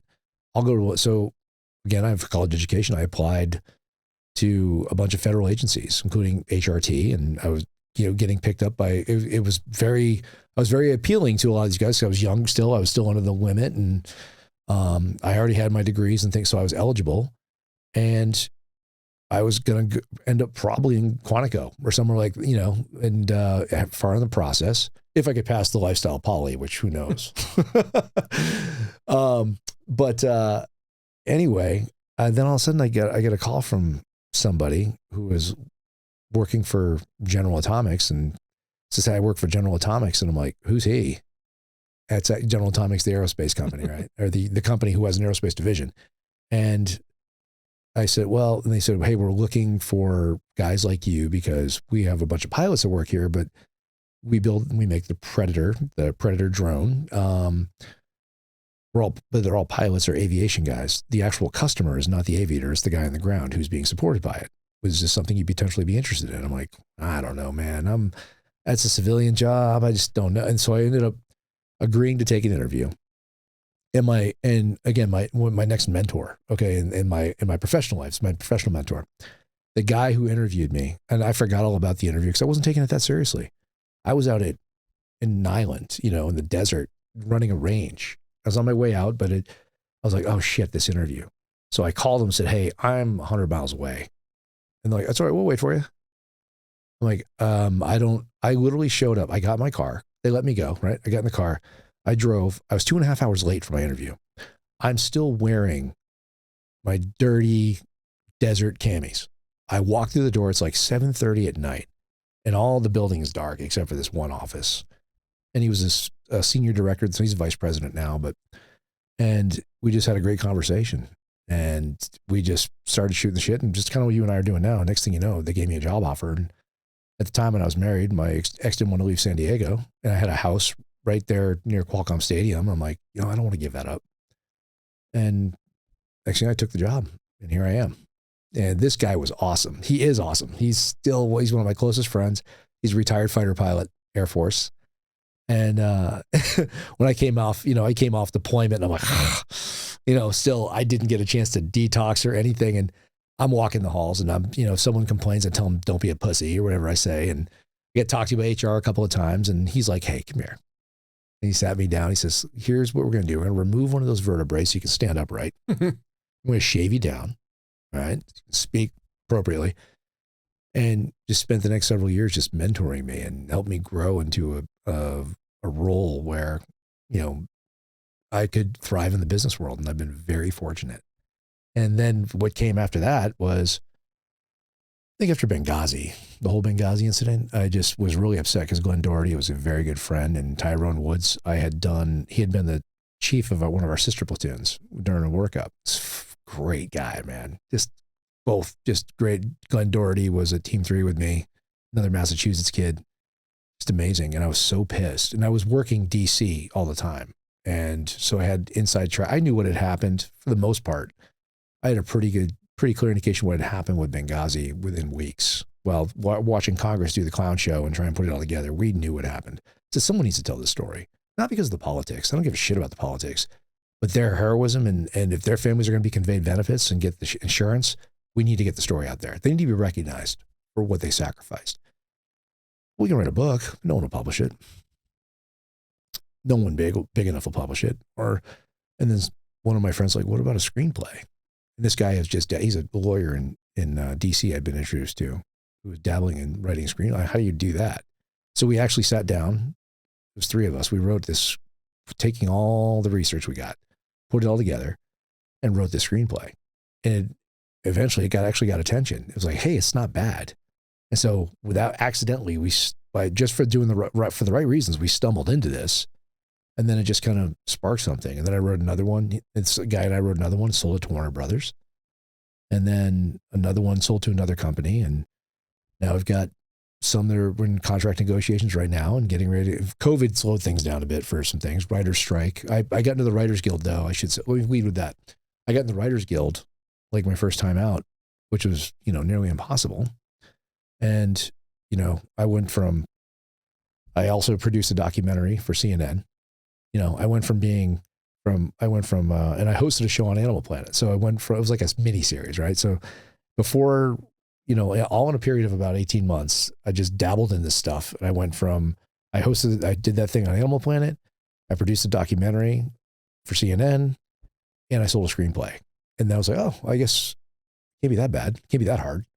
It's definitely hard, but I've been very fortunate, and I'm selling everything I'm writing. So, and then I collaborated with some other folks. We're on a TV show that we wrote for Fox.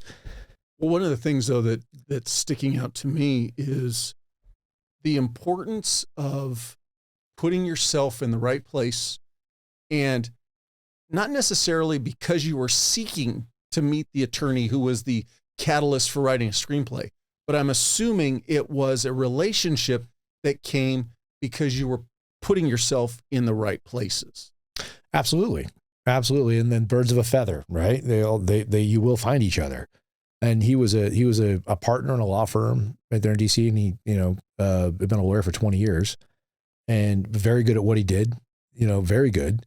And I was very good at what I did. And success attracts success. You say you want to know what kind of person you are, look at the 5 people you surround yourself with, or whatever the hell they say, something like that. And I'm, in that respect, I'm very fortunate. The people I'm surrounded by are, tier 1 caliber people. They're high of the highest caliber, and whatever they happen to do. And they're not all military, they're not all law enforcement. There's guys in other walks of life that are just, whether, hell, these days it's actors. These days it's producers, writers, shoot, you name it. But A players do attract A players. And then here, more importantly, I love that saying. Somebody told me this years ago, and I stick with it. A players hire A players.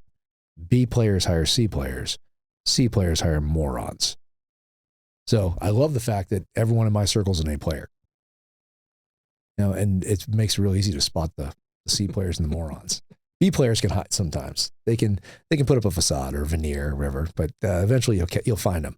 But it's so good. And sometimes you probably do this too. You take it for granted that your circle is, for lack of a better term, elite. They're just varsity, man. I love playing with the varsity all the time. And I will say this, like when on the rare occasion I get to go home, like back to Massachusetts or something like that, I love those people back there. They're always going to be my people, but they're not necessarily my tribe, and I don't expect them to be. They're very good at what they do. I don't understand it, but I respect it, but it reminds me, I enjoy going back, and I love everyone back there, and I respect them, but I realize, oh, wow, we really are different over here. This group, or whether it's back home or any other group, or just people that come from a different walk of life, you realize, yeah, we're different. And we take it for granted sometimes. So I like to get out and get that perspective. I don't think that can be said enough. And I've mentioned it before, and my wife will point this out. She's like, you may think that you're just the average person, or you can, and yeah, I can talk to the wall. I can talk to anybody. I love having conversations, especially with somebody outside of what's my norm. Mm-hmm. But at the same token, she goes, babe, you walk into a room, everybody knows what you did. And if they don't, they can smell it on you. There's a swagger, there's something to you. There's a spidey sense that even the most basic human, and there's plenty of those, the most basic human being knows that you're different. I deal with it every day. Whether it's, like, say, walking into a room like that, a parent-teacher conference, a bar, a writer's room, something at work, you're just different. And the fact that you just think you're average is what makes it exceptional. That's the catch, that's the irony of the whole thing. I got very fortunate midway through my career. I went to work for the DA's office. And at that time, it was, for Southern California, a very prestigious DA's office to work for from an investigative side, because they were very stringent on who they brought in. And one of the things I remember is working with some guys, and they go, you can sit here and brag about what you did at your last agency all you want, but it's like a train at a train station. You stand here for 2 minutes and somebody else is going to walk by who's done more than you've done, and it was very much that culture of nobody here is trying to be the best. And if you want to pull it out and see who's the biggest in the sandbox, trust me, there are a lot more people around here who have done a lot more than you. And that was very, very eye-opening. And the irony there is they've done a lot more than you. But they won't tell you. No, not only that, but they just want to be working with you. Yes. They just want to be part of that thing that's bigger than them. Yep. Oh my God. The great thing, I will tell you, I can't speak to law enforcement. I'll speak about SEAL Team. What I love about SEAL Team is, for you to be better, you have to surround yourself with more talented people, better people. That's the great thing about it, being in a SEAL platoon or being in a SEAL team. Everyone's better than you at something. Everyone's better. It'll blow your mind. It's so humbling. It's so humbling and building and builds confidence all at the same time. But the flip side to that is the further you go into those specialized teams or units, the less you're going to find somebody talking about all that they've done. It almost seems like the more they do, the less they have to talk about. Of course. It's the ones who've not done it who want to talk about what they've done. Yeah. No, that makes a lot of sense. And you're right. The further you go into those specialized unit, the reason I think that you're not getting that conversation, there's less daylight. There's less daylight between the guys. Yeah. You know, and dude, shut up. We get it. We don't care. You know, I'd rather, I remember being in platoons, but I'd rather hear stories about guys' childhoods who are so fucked up. I did platoons with guys, like one guy was actually born in jail. You know, I think he tells a story, but we ever heard of the watch company Resco Instruments? Mm-mm. It's a SEAL, Robert Enlist Smith, Resco, right? He hand builds these beautiful high-end watches, and they're in companies in Coronado, but he's from up in Washington, I think Winlock, Washington, upstate or something. But this guy did 2 platoons with him. He's a character, really good SEAL, really good leader. But he was came in out of high school, but his father met his father. His father looks just like him. He's only 16 years older than him. Oh, wow. So apparently Rob, the way it worked was Rob's father had hooked up with some 18-year-old girl when he was, or 15 and 17. And she was a wild child or something. And she got herself in trouble and she gave birth in custody.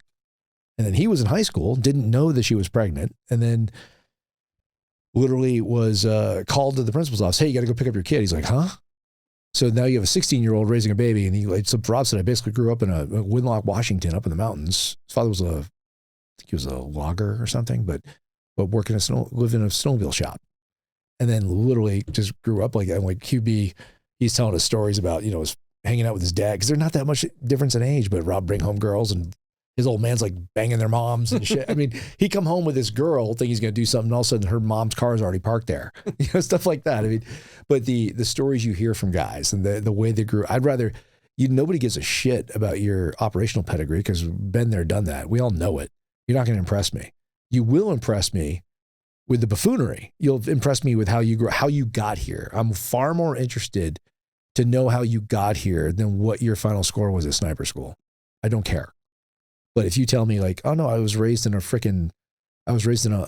Buddhist monks, and there are guys like that. Okay. There are guys that, I passed the bar for the state of Arkansas and said, fuck it. And I came and I don't want to be a lawyer. I want to be a SEAL. We have lots of those, lots of guys like that, there's 2 enlisted guys that were from the Citadel. I'm far more fascinated with knowing your personal story because that for me is what kind of, really accentuates or highlights your operational capabilities. Like, wow, you come from all this or nothing at all, and yet you're here doing the exact same thing I am, or vice versa. I've had the opportunity to sit and talk with multiple people now, and I'm always and that's one of the reasons why I incorporate it into the podcast. I like the growing up story. I like to hear what you came from, especially if there was adversity. Being born in a jail and still being able to come out of it. There are so many people who get put into a bad situation. They still make the best of it. Yeah, they do. I'm gonna say, I wish Justin Legg was local because his story is insane. Like after he went overseas as a assistant platoon commander, came home, got stationed down in Mississippi at one of the boat units, found out he had leukemia. Okay. Finally, he found out by passing out on a swim run a couple of days in a row. But got chemo, then got a bone marrow transplant, then the bone marrow then he was back active doing his thing. And then I think the bone marrow recognized his body as foreign, attacked his lungs. They had to get a double lung transplant. Then within like 6 months, I think he did a half marathon with the mother of the donor of the lungs. I mean, this guy has just been through hell. He's got 3 sets of DNA in his body now, but just always the most positive, upbeat, hardest son of a bitch I've ever met in my life. And then what did he do after that? After he got medically retired, I think not sure, Johns Hopkins. I think he got a master's at Johns Hopkins. And now he's back close to the academy. But there's so many stories. And that's just my little circle. Your circle, the Army guys, the Marines. There's so many characters. I would say, like, make it specific to the SEAL teams. SEAL teams are like the land. Remember the Rudolph, the claymation special from the 60s, Rudolph the Red-Nosed Reindeer? The island of misfit toys. That's what I feel like SEAL teams are. I'm the Charlie in the box because I got the big mouth, right? But the train with square wheels. I mean, everyone where they came from, you weren't an outcast. You participated in stuff, but you knew you were different. I love where I went to school. Like, say, Turner Falls High School was awesome, but I knew, and I caught flack for it sometimes. And I deserved it probably because I made myself the nail that sticks up. The Japanese proverb, the nail that sticks up gets hammered down. That was me. Shiny object they can throw rocks at. Sometimes I did those things. I didn't mind being controversial at all. That was part of the problem. It was never a priority for me to fit in. I did fit in sometimes. I had my groups of friends. It was fantastic. But there were other groups of people that didn't like me just because I was different, or I did not care about conforming. In fact, I would go again, like with the rules. I'm not going to conform. Fuck that. I'm better than that. Now, am I better? Nah, it's powerful. I shouldn't say that. I probably should sometimes for the greater good of everybody else. But my point ultimately is just I knew I was different. And when I got to Buds, I look around, I'm like, I'm home. Everyone else here is fucking ridiculous in their own right. Some are like Boy Scouts. Hell, we had Mormons. You have every walk of life there. Some are like Boy Scouts. Some are reformed juvenile delinquents. Some are, again, they have multiple. Some have multiple graduate degrees. Some are Rhodes Scholars. Some have a GED. I don't think you can do that anymore, but pretty close. Some barely made it here. Some were alternates in the Olympics.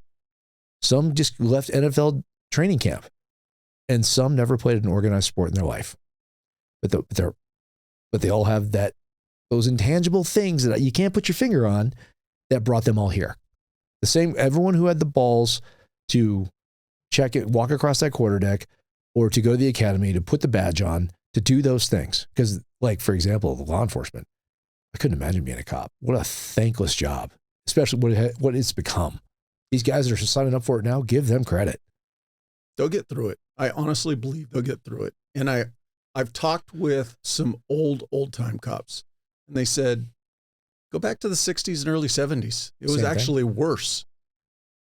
So it's just, it's that merry-go-round. It'll come back around. But yeah, you're coming in at a really shitty time right now. And all I would say is learn your manuals forward and backwards, know what you can and cannot do within policy, and go have fun, because it's a great freaking profession. Yeah, when I tell my kids or anyone who will listen, just be respectful. Here's the thing: these cops, unfortunately, you guys have a camera on you all the time now, which I think is ridiculous, personally, because again, sometimes you have to be subjective, and that works in people's favor. It really does. I understand that there's accusations of all kinds of stuff. Most of it's overblown, and even the folks making the accusations know that. But it gets clicks, or it gets results, or whatever the case is going to be. But 9 times out of 10, that cop doesn't want to stop you or approach you any more than you want him to. He's got a job. He or she have a job to do. If you're just respectful and understand that this might be the 10th time they've done it today, they might have just informed someone that their loved one was just killed in a car accident, or they were scraping something off the road. Again, any of those, we have no idea what they've been through. None. Just be respectful. The same kind of courtesy that you would expect. But some of these people I see go out of their way just to be dicks, just to see how far they can test, see if they can get the cop to trip up or something like that. I'm like, what's the motivation here? What's the goal? I don't get it. Thank God more SEALs aren't cops, because people are getting beat down. Yeah, they'd be getting beat down left and right. I mean, not me, of course. I wouldn't do that. But this just goes back to, like we talked about earlier, starts at home. It's how you raise your kids to act. I remember my dad's thing was, when you step outside this front door, you represent this family. Yep. I can't tell you how many times I got pulled over driving junk cars, because that's all we had back then, right? And the cop would let me go. So I like your father, so I'm letting you go. But like I told you, when I started doing stuff that I probably should have got arrested for as a kid or done, like stealing cars and shit like that. What was my mother's first response? Go talk to the police. She went to the police chief on her own, and he was like, send his ass down to me. That was her answer, was to go deal with you go deal with the cops one-on-one. And what ended up happening is I ended up getting one hell of a mentor out of it. Where half the kids in town were avoiding that guy like the plague, or the other half hated his guts because he was a cop. I ended up going, I would like, hey, I'm fucking up. He knew what I did. He didn't bust me for anything, but instead he got to hammer me, and that was the absolute best thing that ever happened to me. That's why with cops, they'll, as far as I'm concerned, we always get along great because I get it. They have a shitty job. I wouldn't want it, I would say that what we both share is inherent to us is that desire to serve outside of ourselves. And you recognize that in somebody else. Oh, you do. But if I'm going to confess, when I first signed up, that wasn't why I signed up, because I didn't know what that meant. All right. I had a little taste of it working with doing for the kids that I was teaching, but I joined for very selfish reasons. Now that's where I start, because I remember I told you, I was literally second guessing myself. Am I really tough or am I not? Am I worth the respect some people are giving me? Right. So I did it like without telling anybody. I was just wanting to see if I was really was all I thought I was. But then when I got there, and then I see everybody else, and then you start paying the man, the blood, the sweat, the tears, and everything else. And you're watching people fall away, and you're watching other people do everything they can to make it. And you're seeing a level of desire rarely ever seen on a personal level, And then all of a sudden you start understanding more about what's going on in the big picture in the world and things like that. As you're just trying to survive this, you become personally vested. And before you know it, you're the most patriotic son of a bitch you ever knew, and you're part of that thing that's bigger. And so I would say, yes, my desire to serve. Yes, I always had a desire to serve. So I went to teaching, but that desire you're talking about but once I had it, oh, dude, that was it. I mean, there was just anyone that was wearing a uniform or whatever. I just, automatically they gotta pass with me until they gave me a reason not to give it to them, and looking back now, I mean, I wouldn't do anything different. Even the 2 trips through Buds, completing Hell Week twice, I wouldn't do it. I wouldn't change it. I see guys like you, and you can, whether, especially the, military guys I can spot, cops I can definitely spot. They say y'all walk a certain way. No, that's a great thing. That tells me the system works, But I see them, we all know each other. We don't know each other's names, but we know exactly who they are, and we all end up hanging out together. Like even at a winery or something, or like you see all these fine, refined people, and then there's here comes you dragging your knuckles through the gravel, and I'm like, hey, dude, what's up, man? Come sit with us, And it's on a larger scale, especially here in Temecula, where you've got law enforcement and military presence. It's huge. It's a great community to be a part of. Mm-hmm. It really is. I mean, just hanging out, you make friends right away. You find common ground, and you become friends quick, and you become really good friends because you find so much common ground, and mostly in the way of values, even if your experiences are different. I know what you're doing when I'm not looking. That's what's great about it. And I think I take that for granted. To this day, I take it for granted sometimes that, we paid our dues to be a part of something like this. Where most people, they just kind of look at it. But if you're not part of it, you don't understand it. But shit, I'm so glad I'm here. Well, that's boiling it down to its absolute basic. In listening to your story, where I said you had the desire to serve, maybe you didn't see it when you signed on the dotted line to join the Navy. But things that you said, first and foremost, putting yourself through what you did to play football, as much as you did it to enjoy it, you did it to serve the team. You were working to make your teammates better. You took care of your teammates. Hey, we're stuck here for a short weekend. Let's all go to my house. You were raised by your family to take care of people. You were raised by your mom to take responsibility for your actions. Hey, you screwed up, you go talk to the police.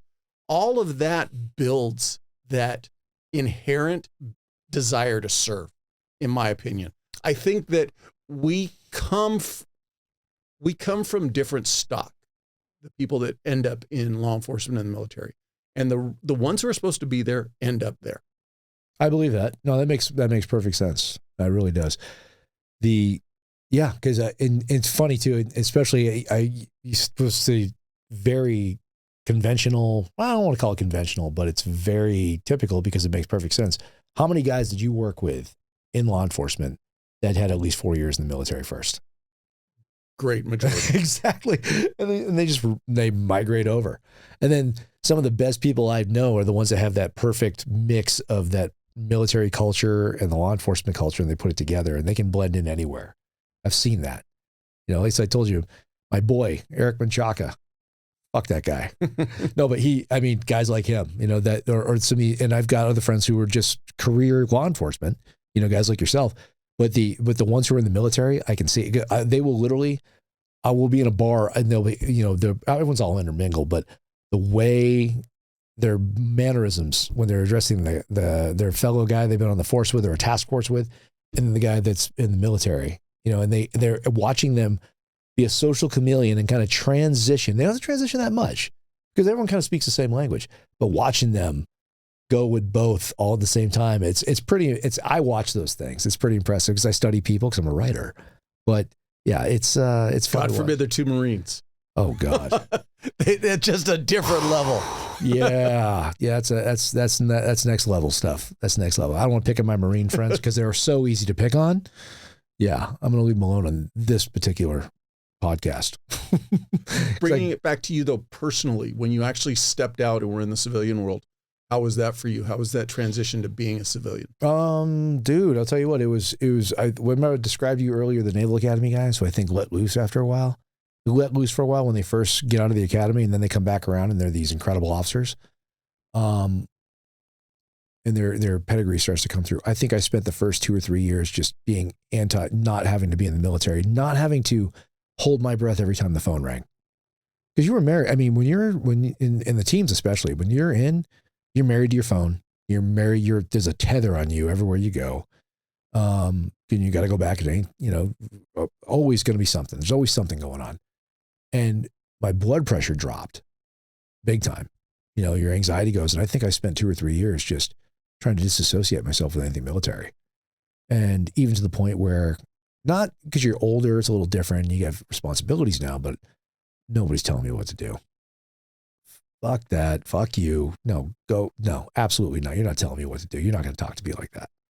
You kind of take that attitude. And then I think after a while, then all of a sudden you find your groove. You find what's your identity now? I know what I'm from.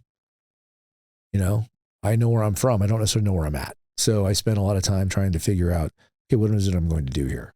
What am I good at? And one thing I learned was that, well, fuck, I'm pretty much good at anything I'm putting my mind to. Make up my mind I'm going to do. I'm good in the room. I'm good with people.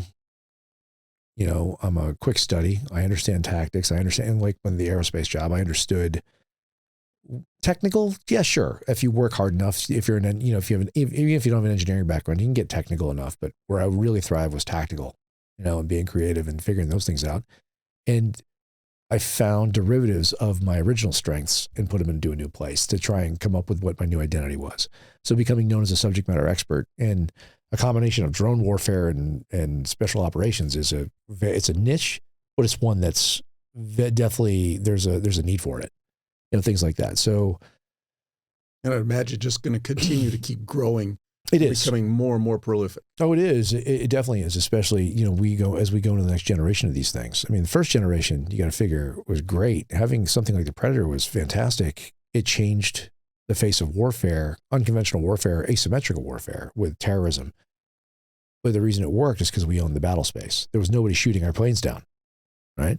These things are not exactly, they're incredible aircraft, and they're hanging in the Smithsonian already, but they're not. It's not like you're going to be an F-22 Raptor and someone's going to shoot a missile at it and it's going to evade it, right? So what's the next generation look like when we don't necessarily own the battle space, when what we're going against is actually a state enemy, not a non-state entity? So lots of different rules, lots of variables to consider, and that's part of my job now is they hand us problems and we come up with solutions or propose solutions and try to make these things work. I hope that makes sense. Yeah. It does. So, and then of course there's the writing thing. That's my passion, and it just worked out that apparently I'm good enough to sell the stuff. So, and I will say that I love my job.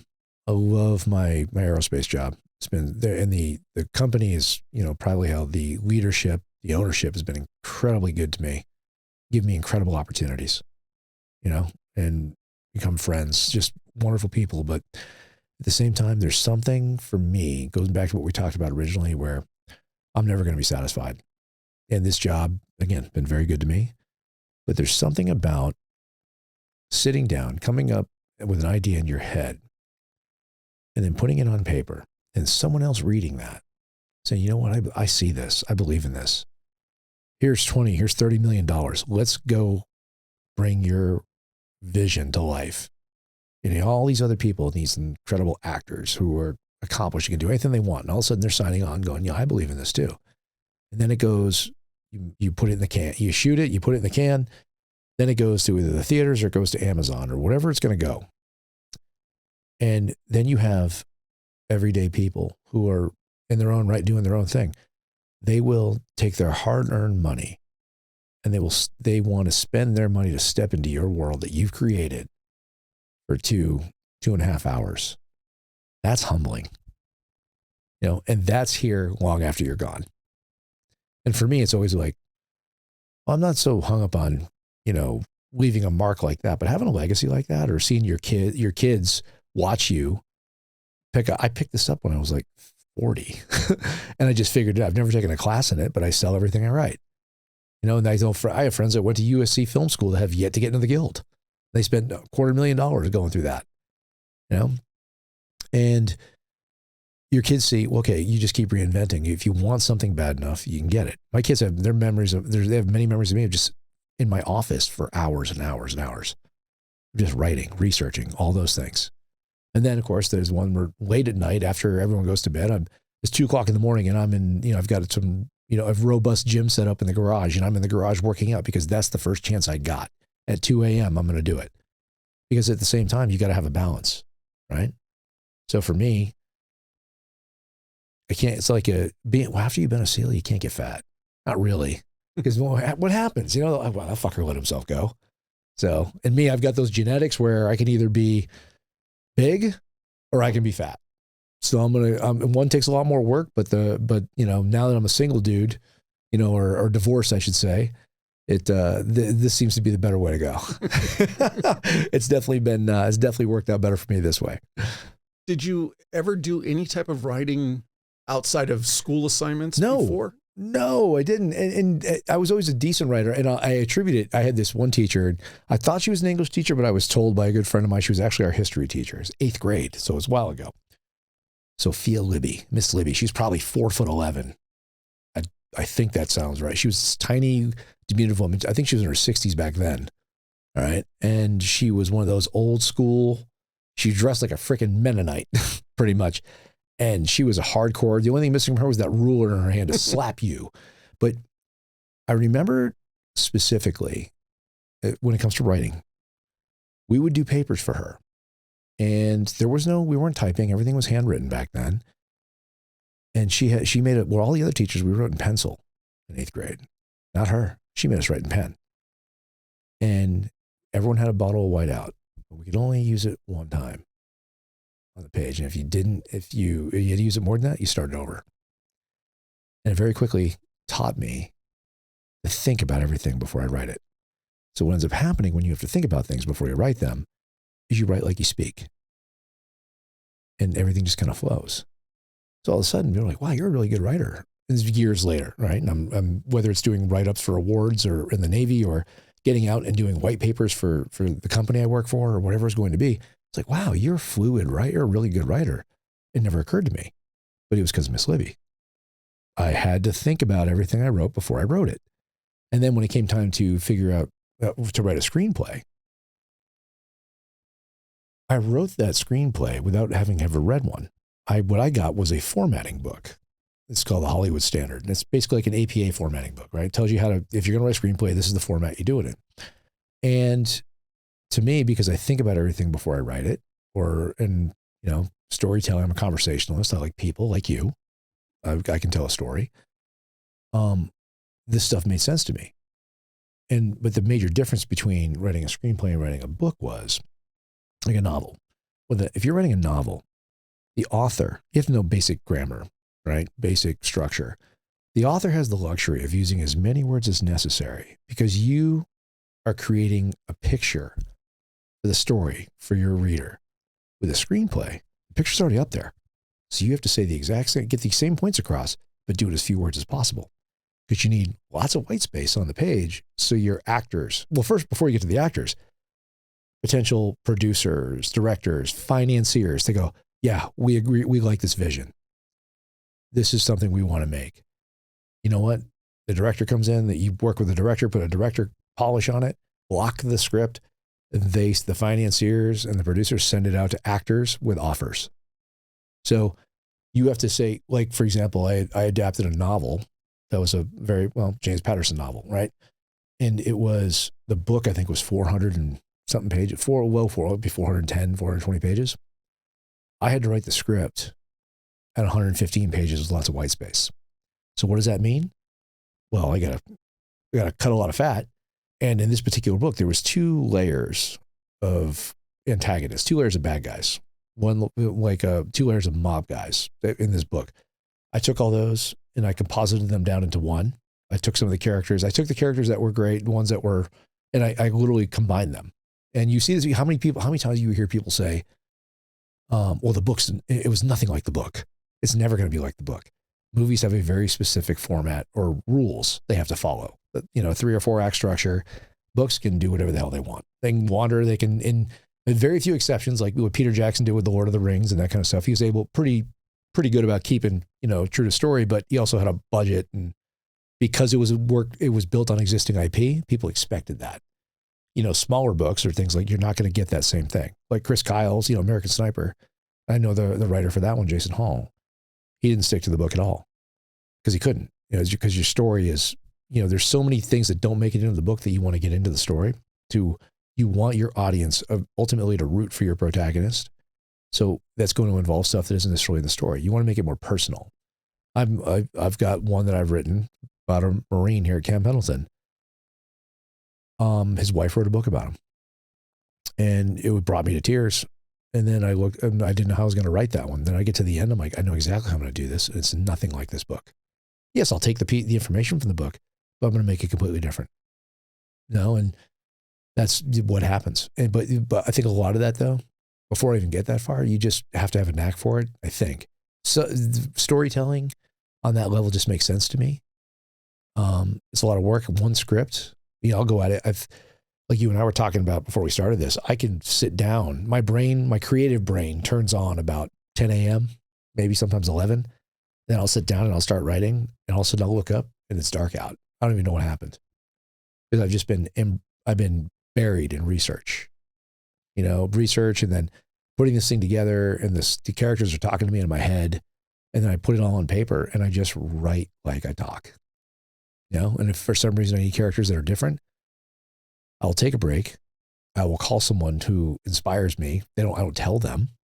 I just let them talk. It has to do with an accent. It's just people have different perspectives, different inflections in their voice, things like that. And I even tell them, and we'll just have a general conversation, but I'm taking mental notes on everything they're saying and how they're saying it and their thought process. Like, that's how I'm going to do this character. And I've had so many characters I've written that are inspired by people who've made an impact on me one way or another. 90% of them are good impact, and the other 10 are not. But I need those. Does that make sense? Makes complete sense. Do I understand a screenplay correctly in that, yes, you are writing, you've got almost 2 battlefronts you have to address. You have to, in your words, describe the scene, correct? Yes. And then you've got to come up with the dialogue that's actually going to be engaging for someone to want to actually watch. Of course, you have the scene heading. Okay, you got to say, first of all, where is the scene? Inside or outside scene? Then you put what is the overall, what country are we in, or what state, wherever your big picture is, your strategic level. And then the actual, maybe it's the town, and then the actual room. And then in what time of day is it? And then but remember, everything, you got to keep it brief. Articulate brevity is what I like to call it. Okay, I don't know if that makes any sense, but that's what I call it personally. It's my own term. And I prefer keep it simple, stupid. Yes. Okay. Keep it simple, stupid, but it needs to be articulate. Okay. In the sense where if the reader if I was making a cop movie and I gave it to you, even though you'd never read a screenplay, you say, okay, I get this. But what if the reader was not a cop? The financier was somebody else. He needs to be able to understand it. He, she, they need to be able to get what I'm doing. So I'll take what in a book might be almost 3/4 of a page of description. I do it in 2 sentences. So get real creative with those 2 sentences, maybe 3. And then you cut to your dialogue, and you set up in that descriptive, you might be introducing a character. So I could say, this such and such, tall, imposing, physically imposing, scruffy beard, something like, and keep it that brief. And then I'll do the rest of the description as I get into his dialogue and we learn more about that character. I give just enough to make you want to read more. Think about a scene in a movie is every single scene. If it doesn't make you want to turn the page to the next scene, then you did it wrong. Go back and do it again. And writing is just rewriting, so you'll be doing a lot of that. But everything you write is supposed to bring you forward. And a lot of times where people will write, I've been working on this screenplay for years. I'm like, okay. They want me to read it. I said, well, I see why you've been working on it for years or why it hasn't gone anywhere. Because I can read a page and you might have wrote some very eloquent dialogue or even some great action or something like that. But if it's contained and it doesn't take me to the next page or the next scene, I should say, then you don't have a movie. You've got a scene. It's self-contained. You have a movie trailer. I don't know what you have. But do you actually write that way in the sense of, do you lay out each scene and then fill it in to carry to the next one? The answer is I've done both. Okay. I've written a lot of times you'll do an outline and I'll do that in paragraph. And I have a couple of guys that I've collaborated with in other scripts too. And we kind of share the same kind of formatting where I'll write in paragraph form and just like a Word document. And each paragraph is a scene. And by the time I get done with this outline and each paragraph being a scene, it could be 70 pages because you got every scene in the movie. Then what we'll do is we'll take that same thing and we'll paste it into this final draft software. It's kind of like APA format, puts it in there for you. And then you go and you start taking that paragraph and you start breaking it apart and saying, okay. And then you put it into that there's no dialogue in there. It was just the descriptive. And you start writing the dialogue based on what your story arc, it gives you the guideline for the story arc, right? So it's like putting in that paragraph and then carving it away. And a lot of times that'll work. Sometimes it doesn't because you're just not. And sometimes when you're inspired, you know what your story is, or it's based on existing material, that works. But sometimes you're creating something new. It's original IP. And there's been times I sat down where I just sit down and I just start writing. I don't know where the next scene's going to go. It just takes me there. And then I think it takes me to one place. I write that, then I write 3 more scenes ahead or, 15 scenes ahead. You know what? That's not going to work now. I go back and I've written both ways. It's very subjective. It's all on the writer. I prefer to have the blocked format, with that military mindset of being able to be strategic and do your planning. But sometimes it doesn't work that way. And sometimes it'll be where you're able to block everything out and you get your whole story laid down. And then you look at it and you write it. And you're like, oh, you know what? That's not going to work. And you go back and you change it and half your story changes. But that's okay because when you get inspired and you sit down to write a story, and if you write the exact story that you set out to write or make the exact movie that's on the page, you did it wrong. It's not supposed to go that way. It's like the best movies. I literally was talking with, director, former Navy SEALs, one of my instructors actually, Jason Cabell. He did a movie called Running with the Devil with Lawrence Fishburne, Nick Cage, Barry Pepper, Cole Hauser. Great movie. It was his first movie writing and directing. And he said something to me because we're working on a project together now. And he said that what's great is if you come up with writer comes up with an incredible script, then let the director in. The director's going to read it and he's going to see something different that the writer didn't necessarily see because he's very subjective in this thing. Have a new objective perspective comes in. The director comes in with his objective perspective, looks at it and says, ooh, you know what? Let's tweak this, or move this here and make this character do this. And the writer initially, I don't know. But then you sit back and you're like, oh, you know what? That's good. So now the director who was objective is now subjective because he's now vested in the project. Then the creative producer will come in objectively, look at it and go, oh, you know what, guys, this is great. but think about doing this or this or this.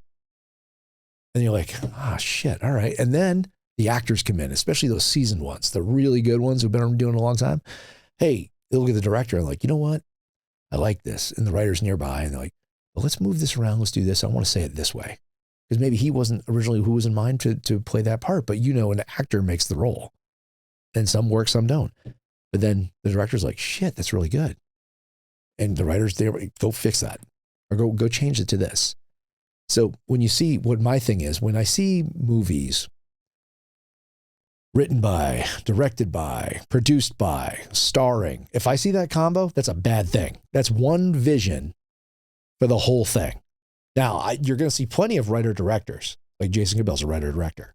You'll see, you'll see director-producer sometimes because he might have been involved in other stuff going on outside of being just the skipper on the project. But you'll see writer-producers. You'll see plenty of that stuff. But what I know I'm in for a treat is when I see all these different names on it that come and do this thing together. Or at the Oscars and you see 3 different producers go up for Best Picture. Well, how come 3 guys? Why did it take 3 guys to do it? Oh, buddy, it took way more than that. Yeah. All those things that brought this thing together, like that movie Gladiator, that thing was being written till the last day it was filmed. I mean, that happens all the time. So, and being on this side of it now, and being in writers' rooms now for like this TV show we were doing, I'm like, wow. And I wish it was as efficient as it is in the SEAL platoon, where everyone could just yell at each other and just. But no, you got to hear out egos, and because if you're at that level, you're so talented. We got to listen, even if you don't ultimately use it. It'll inspire something else. So it's definitely been, it continues to be an experience. It's definitely something that I love. It's hard. It's really hard. It's funny. I used to make fun of actors too. Who didn't, right? You're like, oh, their fucking job. They're pretending to be me. They make movies and video games about guys like us, right? I used to make fun of actors, and then you get around them and you see how hard, that's a hard job, dude. Being a good actor, it's hard. The mental discipline. I mean, I suppose there's the few guys out there that they're just that gifted, guys and gals that just make it happen. But it's hard. Being a writer is hard. Being a director is hard. It's all hard. If people think, oh, people in the movies, they get it made. I'm like, what you didn't see was that overnight success is actually 10 years. 10 years of getting your balls kicked in. 10 years of rejection. 10 years of rewriting shit that you thought was perfect. You couldn't make it any better, but you still had to go find a way to do it. Or they don't see that part. So when you start making stuff, they're like, oh, well, you're lucky. I'm like, oh no. Yeah, I suppose everyone's got a degree of luck to them, but this is just nose to the grind. Well, while you were telling the story, the one that jumped out at me is everybody can bring something to the plate, and you got to be open to tasting it. And the story that I remember is it from Goodfellas, where Joe Pesci went to Martin Scorsese, and the scene with the, I'm funny, I amuse you. None of it was in the script. He totally went to Scorsese. He goes, I remember this when I was a kid hanging out around gangsters. Let me give this a shot. And they purposely didn't tell Ray Liotta that they were going to do this because he wanted to see how he was going to react to it. And that's what ended up in the movie. Yeah. And and it just, the organic stuff. Yeah. That was not planned, that was not processed. That was just, that's what some of your best stuff, that's where it comes from. Even in the rewrites, I believe in Apocalypse Now, I love the smell of napalm in the morning. I don't think that was in the original. And not only that, but no one knew that line if it was in the original, because, John Milius, amazing filmmaker, but who wrote that? But when he wrote that line didn't jump out at anybody. It was the way it was delivered by Robert Duvall. It's the way it was delivered. Yep. That way it lives, in eternity. So things like that happen all the, and the best stuff is what you don't plan. That goes back to what I was saying. Like, again, if you set out to make a movie and exactly what you plan on making is what comes up to the screen, you probably fucked up. You weren't open to ideas and suggestions, and you might have missed some brilliance somewhere.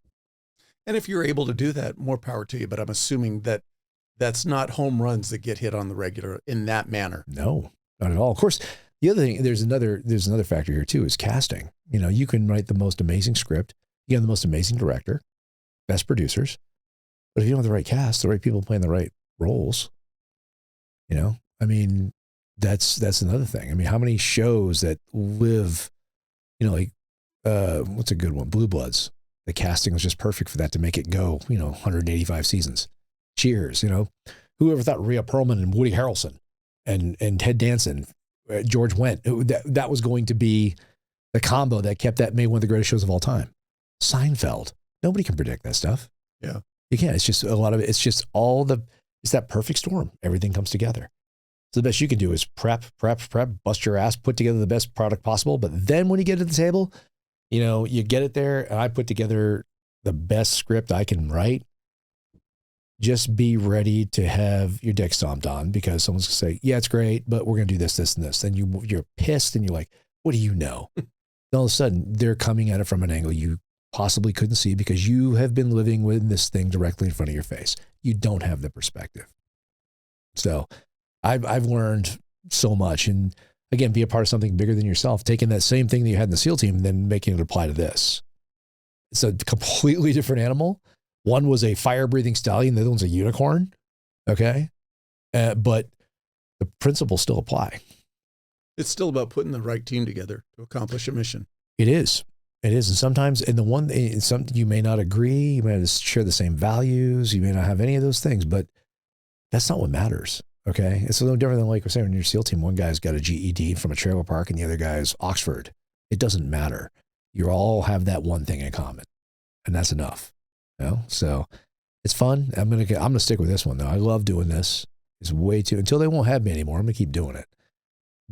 And there's some good stuff coming. Let's see some of the guys All the desire though is to stay with the screenwriting aspect as opposed to just a pure book. I'm not interested in being an author of a book. Don't get me wrong. Who knows? Maybe I'm something. Unless something inspires me, maybe I'll go write a book. But I feel I'm a little cliche at this point. Oh, SEAL writing a book. Imagine that. Of course. You'd be the first. Maybe this week. Exactly. Yeah, if I need to invent exercise equipment, protein powder, books, and here, I want to be clear though. I have zero issues with the guys who are doing that stuff. Good on you, man. I mean, as long as you're a positive reflection on the community and you're not out there getting your fame or your notoriety, or your brand by putting others down, whether they're my guys or somebody else's guys. If you're a positive reflection, you're somebody that I can show to my kids and say, yeah, that's a good role model right there. I mean, absolutely. I think go for it. I don't have a problem with it. I mean, the other thing too is people say, oh, these guys are out there. They're too public now. Or they've sold their soul. And I'm not going to argue that point one way or the other. But the one thing I know for sure was that the Navy wanted to pull everybody back. But first things first. First, you let Bud's Class 234 happen. You pulled back the curtain. Most people had really no clue. Now they've got a play-by-play on how at least the initial phases of being a SEAL are. The easy part, the buds, which is the easy part. They know how that goes. There's no more mystery to that, right? Now these kids know the evolutions before the instructors do. They know what's going to happen. First, you let them in, and you let them use the guys' names, and you put officers in front of performance boards and did all those things. Okay. And then you greenlit Act of Valor, starring active duty Navy SEALs. And it went to the big screen and made $70 million in the box office and much bigger money in the afterlife on DVD and VOD. And then all of a sudden, these guys are getting, especially these enlisted guys, these flag officers, senior officers and flag officers, they'll get out and they'll go sit on someone's board or take an executive position in somebody's company and make $500,000 a year. What about these enlisted guys who was a lot more of, will get out and were the ones that didn't go to college or didn't finish their education yet? And they're like, well, what am I supposed to do? Just put all of my skill sets away, everything that I have been for the last 2+ decades or 3 decades, put it all away and go work at Starbucks? No. And I think what we saw is guys who just, get out, whether it's a podcast or, some of it's an exercise in therapy too. Some of these guys are doing these podcasts and things like that. And I think it's great. I do. And all the ones that either you brought up or I brought up or ones we could, I think it's great. I like what they're doing. I've got no issues with it. And it's good for me because my kid gets to hear other perspectives of other guys that were out there. And I would say that, like we talked about at the beginning, that Trident is a huge key to open up a lot of doors. Use it to your advantage. But like you said, once you have the door open, it's got to be on you. It's not, I think if people didn't really listen to what you were saying when you got this job with the aeronautics company, they wanted you largely because of your resume and your pedigree. Mhm. They were willing to wait for you. But at the end of the day, you had to walk in there and then have that conversation that they then said, you know what? We like what we see and we want to give you a job. And then I had to go in there after I got the job and I had to bust my ass because I wasn't an aviator. I had to become operationally relevant in a way that, in a capacity they did not currently possess. So that's exactly what I did. And I busted my ass to make myself valuable, make myself an asset, and have a skill set that nobody else had. And that made me more valuable to the company. And but that had nothing to do with me being a SEAL at that point. That would just open the door. It's an invitation to the Trident is an invitation to the dance. And by the way, if I decided to pack up and do something else tomorrow, I'll still use that as an invitation to some other dance, but the same rules apply. Once I'm through the door, okay, now it's me. The Trident's in my back pocket now. It's not on my chest anymore. Do you see yourself, along the lines of screenwriting, is there that project that's rattling in your head that maybe you're hoping to work with a specific actor and trying to do that script? Like, is that kind of your unicorn? Is that kind of your big project, or what's the big project for you that's still in your future? Oh, no. Actors, no, I don't. Yes, there's amazing actors I'd love to work with out there, but for me, having spent so much time in the creative process as opposed to the acting side of it, I'm more excited about working with producers or directors. Got it. That for me, that's way more important. And I told you, I've got the one script about Major Douglas Zembeck, The Lion of Fallujah. That's my favorite script I've written. If I could only make one movie for the rest of my life, that would be that one. And I've always, since Jason Cabell, the guy who I was telling you about, We're Running with the Devils, I've always wanted to work with him. Just because it's a trip for me. This is a guy who was, he was one of my instructors in Hell Week, and he was a son of a bitch, man. But he did his job. It was awesome. He's perfect. He's a hard ass, but he's a really good team guy. Really good team guy, very good director, very talented. It goes back to what we were talking about when we first started this whole conversation, where getting on the other side of the fence and being able to work with guys like, all of a sudden he went from, first he was a BUDS instructor for me, then he was one of my air instructors, for advanced training when I was a SEAL. And all of a sudden we're out, 10 years later, 12 years later, whatever it is. And he's a movie director now, a bona fide tier 1 director. And I'm like, wait, we can put the band back together? Someone will pay us and to create on this side of the fence, a bunch of knuckle draggers like us, we can do that. And I get to do it with my boys. There's nothing better than that. To me, that's everything, and I don't know, because I value that community so much, our community, I value that. Anytime you can go into someone else's world and get invited in and go and take, they say, write what you know, kind of, but you can take something you've created collectively as a group from wherever it is you guys came from and walk into someone else's world and say, no, we want to see that. We want you guys to do it with us. That's really special. So for me, I've worked with some really big name showrunners already, and but my goal right now is to direct have a movie directed working with him. We can produce something alongside. We've got stuff going, but work with guys you've had in your podcast, like Johnny Walker and Jason Tushin and guys like that. You're telling me that we can use somebody else's time and somebody else's money to go and take one of our visions and bring it to the screen, then we're going to do it. And to me, that's the best of every world. Do you intend to stay in the vein of telling the story of military and veterans? I'll always do that. / serious, or where I'm going with this is there an outside the box, hey, I want to do something totally comedy related that's got no connection to the military? So here, okay. So check or this. Is it, or just one last, or is that trying to go too wide as a writer? The answer is never too wide. Okay. And I'll put it this way, I'm not afraid of any of it. I don't know if I have the, I hear from lots of people, the hardest things to write in screenwriting are action and comedy. Now, for me, action, I can do that in my sleep, right? Because people read it, they're like, wow, this feels so real. Oh, imagine that. Okay. Comedy though, it bewilders me. I mean, because you can put it on the page, but unless, like for example, I haven't seen it, but I would love to take a look at the script for Step Brothers with John C. Reilly and Will Ferrell. Because I guarantee you the script looks nothing like what those guys did on the screen. It was probably just the concept. Yeah, it probably is a blank page. And pretend you're Step Brothers. Pretend you're Step Brothers. Exactly. So this is the part, because I'm not a comedian. I have friends that are comedians and they're very successful comedians, but I asked them, they're like, I don't know how to write that shit. I have ideas for jokes and stuff, but how do you translate without the inflection? You don't have the inflection in the voice. You don't have the expressions. What does a brilliant comedy script look like? Is it just a dot to dot, a series of guidelines?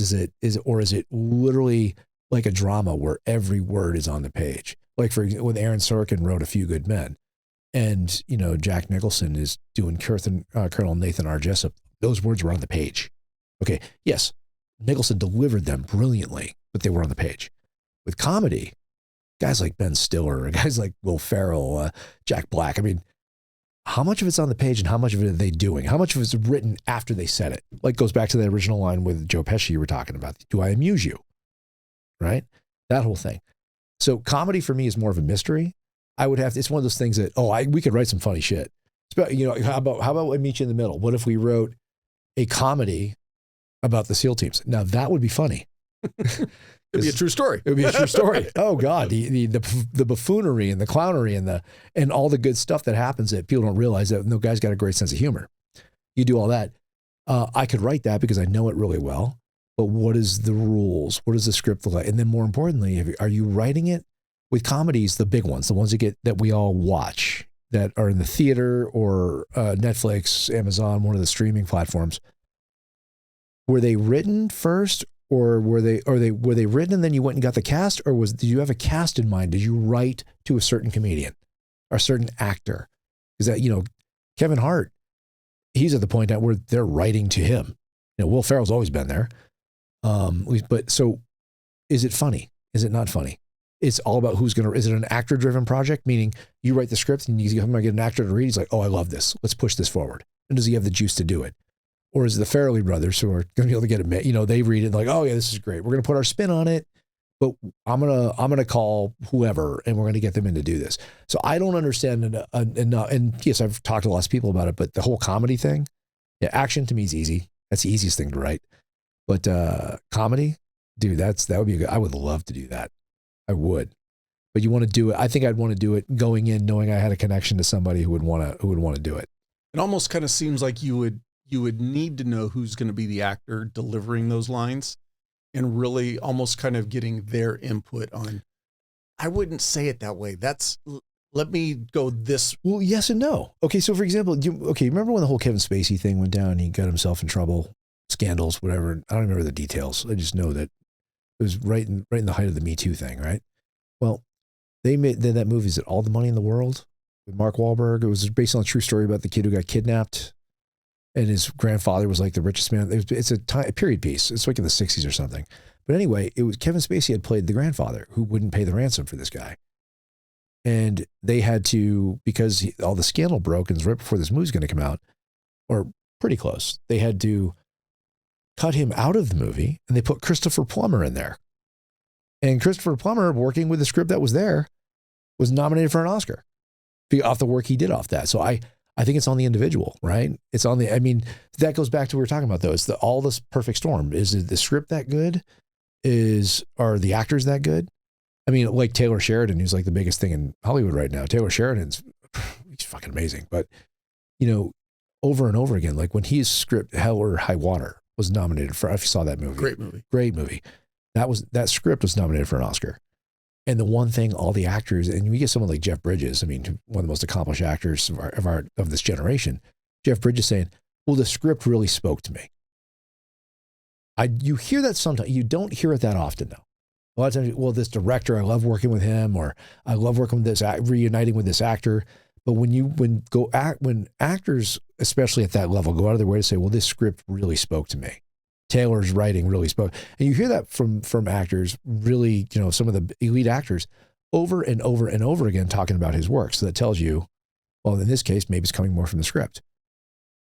You have to respect his grit too, because I've heard stories like he was acting and he just wasn't getting roles, kind of getting kicked around, or at least perceived as kicked around. And he's like, screw this. I'm going to go write the scripts myself. And he wrote the Sicario script, and he got a break with the guys at Black Label Media. Great team over there. They're the Luck and Bill twins. You watch the Lioness? I've seen. That's the one with the with Zoe Saldana. Yeah. Yes. Well, Thad Luck and Bill. He's the one that is the agent she's always at odds with. The pretty boy blonde guy. He's one of the principals over there at Black Label. Right. Great actor, great producer. And his twin brother is over there too. And then Molly Smith, and they were the ones who did Sicario. They brought, Taylor came in with that script, and they saw the vision, and that went, and then it started as a trickle, and then it turned into a waterfall, right? So amazing how he went from, I think I read he down to $800 in his bank account. Yeah, it's a cool story to hear, and it's a cool. What I like about it is that transition piece is to not. He was perceived in his mind. I wasn't getting the respect in the roles that I wanted. So I reinvented myself. I changed the rules of the game for me, as opposed to, well, shit, I'm just not getting acting roles, so I'm going to quit. Oh, what's so great too is the dude is so unapologetic. He's like, I am who I am. I don't apologize for it. And he's put himself in a position where he can play by his own rules. He's broken every rule, when it comes to etiquette, things like that. But if you're good, you're good, man. Yeah. And he's a cowboy. He's a cowboy hiding he's a wolf in sheep's clothing. I'm a fan, obviously. I mean, he's got very much a law enforcement military kind of mindset. And it comes out in his writing. He's a no nonsense kind of guy. He's not a political guy, but I definitely, you can tell he doesn't come off as political, but he definitely has opinions. And you know what? I respect that. I respect that. And I would love to see, I don't care how somebody votes. I have friends on both sides of the aisle. But I would love to get back to a place where, one side isn't considered a pariah. You're not going to get blacklisted or blackballed or whatever it's going to be because you happen to share a different political view. I mean, it's no better than it was in McCarthyism back in the was it the 60s, 50s, 60s? 50s and 60s, yeah. I think. Yeah. So when you have to hide your political beliefs because, someone will blackball you, that's a problem, dude. I have my opinions too, but I don't care what side you're on. That's just, what does that say about you? Well, I think the bigger thing too is with the success of Yellowstone, even at the period that we were in as a society where it was going more towards a liberal, open-minded, to have a show like Yellowstone, which was very much old school style, no bullshit, in your face, and it exploded. It kind of shows at the end of the day what we're looking for. Oh, exactly. You see all kinds. It's wish fulfillment for a lot of people. That Rip character that played by Cole Hauser, easily the most successful role of his career. I think it's probably closer to home than not.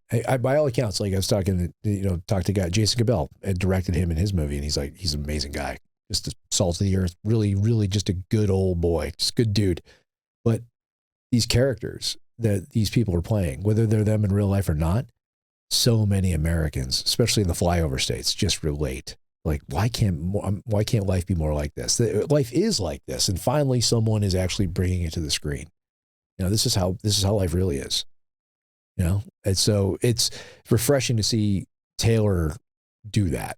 To bring a dose of working men into this environment. I love it.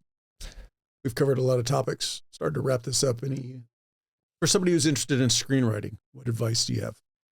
Read a lot of screenplays. Do exactly what I didn't do. I mean, it worked for me.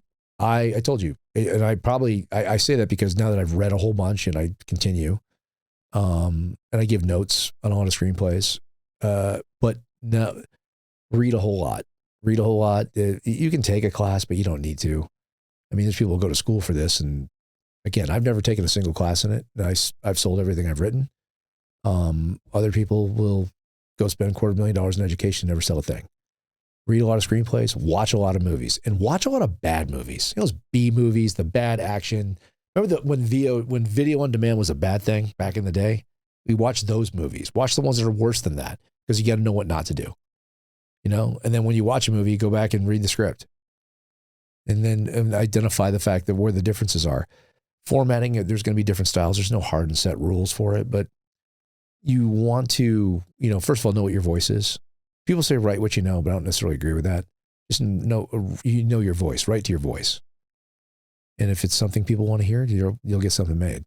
But it's just do the work. It's going to take, I've got thousands of hours just writing, rewriting, and then rewriting again. Writing is just rewriting. It's all it is.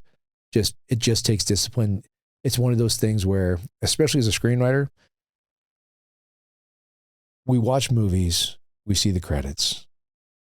And when you look at the credits, there'll be a whole list for the actors. There'll be one for the director. There'll be a bunch for producers, executive producers. One, maybe two writers. So you understand what the odds are. You're going to write a script that's going to get made into something. It's going to take work. Just if you're willing to do the work, no problem. I mean, I've just been willing to do the work and continue to do it. And it's just a process. You get better every time. But anyone that wants to do it, you're going to have to work. There's no shortcut in this. Your last piece of advice for veterans and they're transitioning out? Yeah, I guess I would say for any veteran transitioning out, veterans are so used to, military people are so used to having a plan and knowing what the next thing is going to be, knowing where their next paycheck is coming from. If you're in the position to, you've either put a little money away or you have something lined up, whatever, don't be in a hurry to start your next life. Take some time, decompress out of the military, deprogram, and figure out what your real identity is. Because I know so many people who jumped out of the military and they've always had that blanket of security. Even though the job was hard, they knew where their next paycheck was going to come from. So what they'll do is they'll go and they'll grab a job that was a derivative of what they were doing in the military.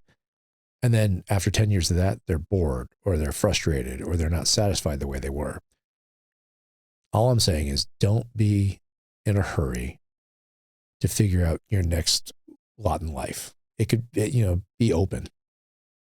Everything is temporary for a minute until you really figure out what you want to do. For me, it was probably 5 years before I stopped thinking in military terms, before I stopped giving a shit what everyone else thought, and just literally figure out what your identity is. That's it. I appreciate your time. It was a pleasure to sit and talk with you. Oh, brother, this is great. This is great. It's great talking to you.